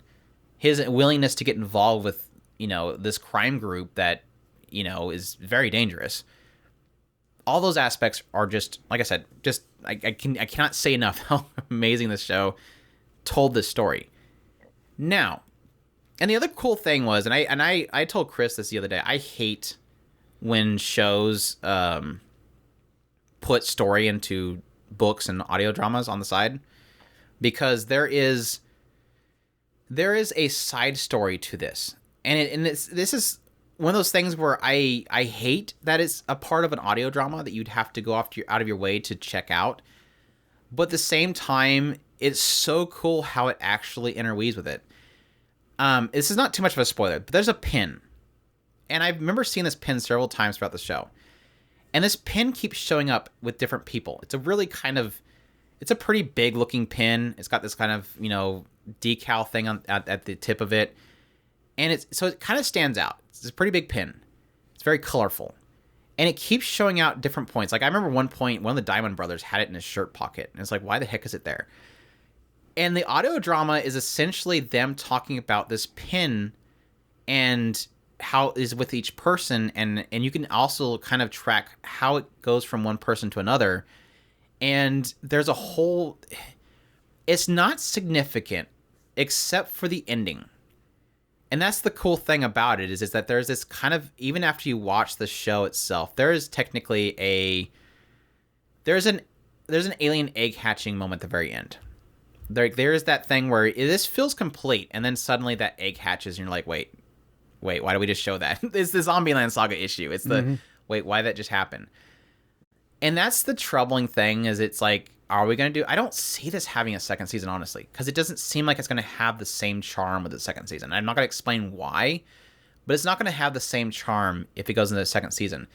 But at the same time, they live on a pretty significant cliffhanger. Now, I did with my impressions of the 13th episode, I did an impression video where I kind of explained why I think it's okay, and I can close the book and be fine with it. But then I went into those audio things, and then I realized... Wait, I don't know. I could probably still go with my theory, and I could probably still be okay with it. But it tells an additional story. It's not significant, but it gives a little more context to a side character that's technically significant. But that's in addition to why I love this show so much. It is the mystery is so perfectly done. The characters are so perfectly done. The interweaving of the stories is so perfectly done. Everything about this show is amazing. And this is like similar to Zombieland Saga. This is like very few people watch this show, or at least we're members of it on Miami List, which we kind of are gauging some kind of attentiveness to a series. But it's not seeing people talk about it. This is literally, like I said, a 10 out of 10 show. I mark it as a perfect show that I literally have very to zero qualms with anything they done with the story, and I think it is a masterpiece, and it should be watched.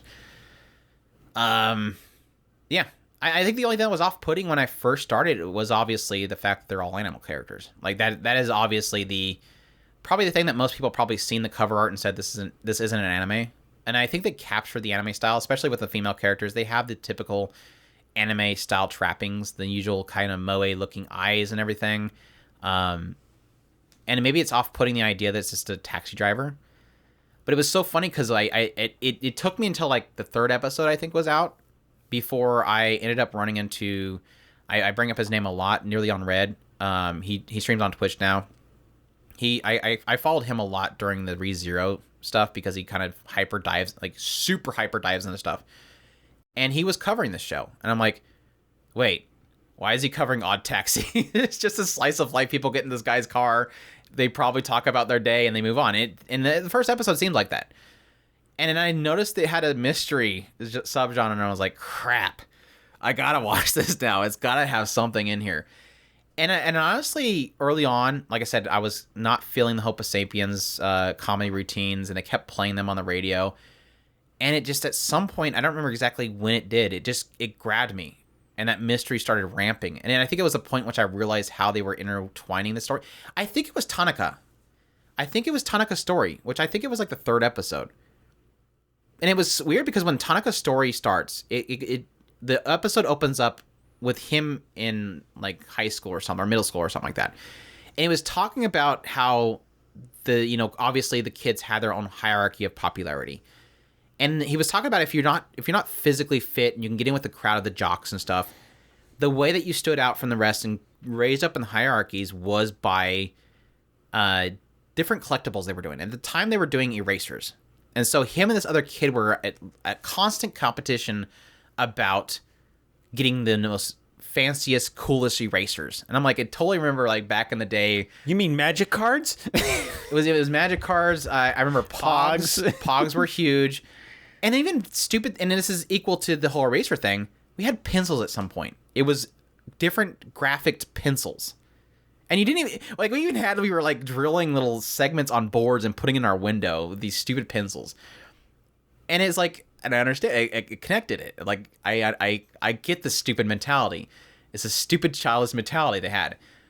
And how that, and it was like, it was going through that, and I'm like, this is cool. And it's weaving that in with the concept of gacha games. And his experience with him trying to get this very rare eraser, and how that ended up coinciding with him as adulthood in gacha games. This idea of getting the popularity up and the ranking boards on this game. And eventually, like I said, how that interweaved with Otakawa, how that interweaved with a possible other character was super, like, that was the hook. I was like, this is that writing. This is that insanely creative writing that I cannot get enough of. And it hooked me from that point on. I was sold. I was getting comfortable with the character designs being animals. It was just, I cannot say enough. Watch ODDTAXI. This is like I said, this is a perfect show in every way, shape, or form. Now, again, I can say, and you can knock it on the idea that it has context to a certain character in a side audio drama, but you literally only have to listen to or read the translated transcripts of maybe 2 of those audio logs to get the full perspective of what they're doing with that story. And it just enhances it. It's like one of those things where just watch the whole show and then, watch a few of these audio, or listen to or read a few of these audio drama transcripts, and you're good. And yeah, it's that creativity that enhances it. Anyways, I need to stop. Go watch. If this episode taught you anything, go watch Super Cub and go watch ODDTAXI. Just watch ODDTAXI. It's perfect. So good. I don't know what we're gonna do with the next episode. I think we have quite a bit in our next episode. So hopefully we have some that are as equally amazing as this episode turned out to be. I don't know. Seems like all the good ones are on this season or this episode. We have a big one in the next one, obviously, and that is Fruits Basket. Yeah. That's kind of a big deal. I'm sure that'll. It's not a perfect like ODDTAXI, but it definitely got me a lot of times. I don't know, Fruit Basket. We'll get more into it later, but Fruit Basket hurt me. Personal reasons, but it hurt. That was kind of a. I kind of wish I'm trying to hold back on this, okay? I wish I didn't binge watch that show, honestly. It's just too hard to binge a show like that. As soon as this loads, I'll let you guys know. I'm just kind of delaying. Pretty Boy Detective Club, Dragon Goes House Hunting, Fruits Basket's the final season, Higehiro, after being rejected, I shaved and took in a high school student. Let's Make a Mug 2, Combatants Will Be Dispatched. I've been killing slimes for 300 years and maxed out my level. I'm gonna try to watch Koi Chemo. I haven't got started on that one yet, except for like the 3rd episode. Shadow House, that'll be pretty huge. Soma Spider, So What, if that ever finishes. Osamake Rom-Com Where a Childhood Friend Won't Lose, The Slime Diaries, and Mini Dragon. Okay, you don't have Tokyo Revengers on there? I don't know if that's ending. I've yet to find it feels like it's at a stopping point. But they haven't like listed it as done. So I don't know what's going on with that. I don't know if it's going to cores or what. All right, because that one was one of the ones that I thought I was going to be catching up on. But so your choice is between Pretty Boy, Higehiro. I seriously doubt that I'm even close to being interested in Koikimo. It was cute the first couple episodes, so I'm hoping it'll continue to be cute. Right now, I'm leaning towards Pretty Boy, but Higehiro is also one that I'm probably... So which one would you lean towards? Because I was going to go with Tokyo Revengers because I thought that we were going to be covering that. Higehiro technically is a complete story. That literally finished apparently with the conclusion of the light novel. So if you want a complete story, Higehiro, Pretty Boy Detective Club is technically not a complete story. It feels like a solid completion. They can go further with it, but it feels like a solid completion. Well, it's a Monogatari, so... But it's a Nisio-Isen thing. So it's like you either have Pretty Boy Detective Club, which is, do you want to completionist Nisio-Isen's work? But Higehiro technically was a more solid, complete story. Pretty Boy Detective Club did interesting things, but I'm still thinking on Pretty Boy Detective Club. I'm still... There is aspects of it that are lacking. Well, okay, when it comes down to it, it would be me and you bouncing back and forth on it versus Higehiro. I guess we could talk about it off camera, but it was I was hoping for a quick answer type thing. Like, I think Pretty Boy Detective Club is technically a more has a lot more going for it artistically and narratively. Higehiro is more of a because I'm going to have to. That one is the other one that Funimation wanted to hate me with and cut me off of that one, so I'm going to have to force it to go through. The thing that I liked about Higehiro is that it's a commentary on a taboo, and I do like that.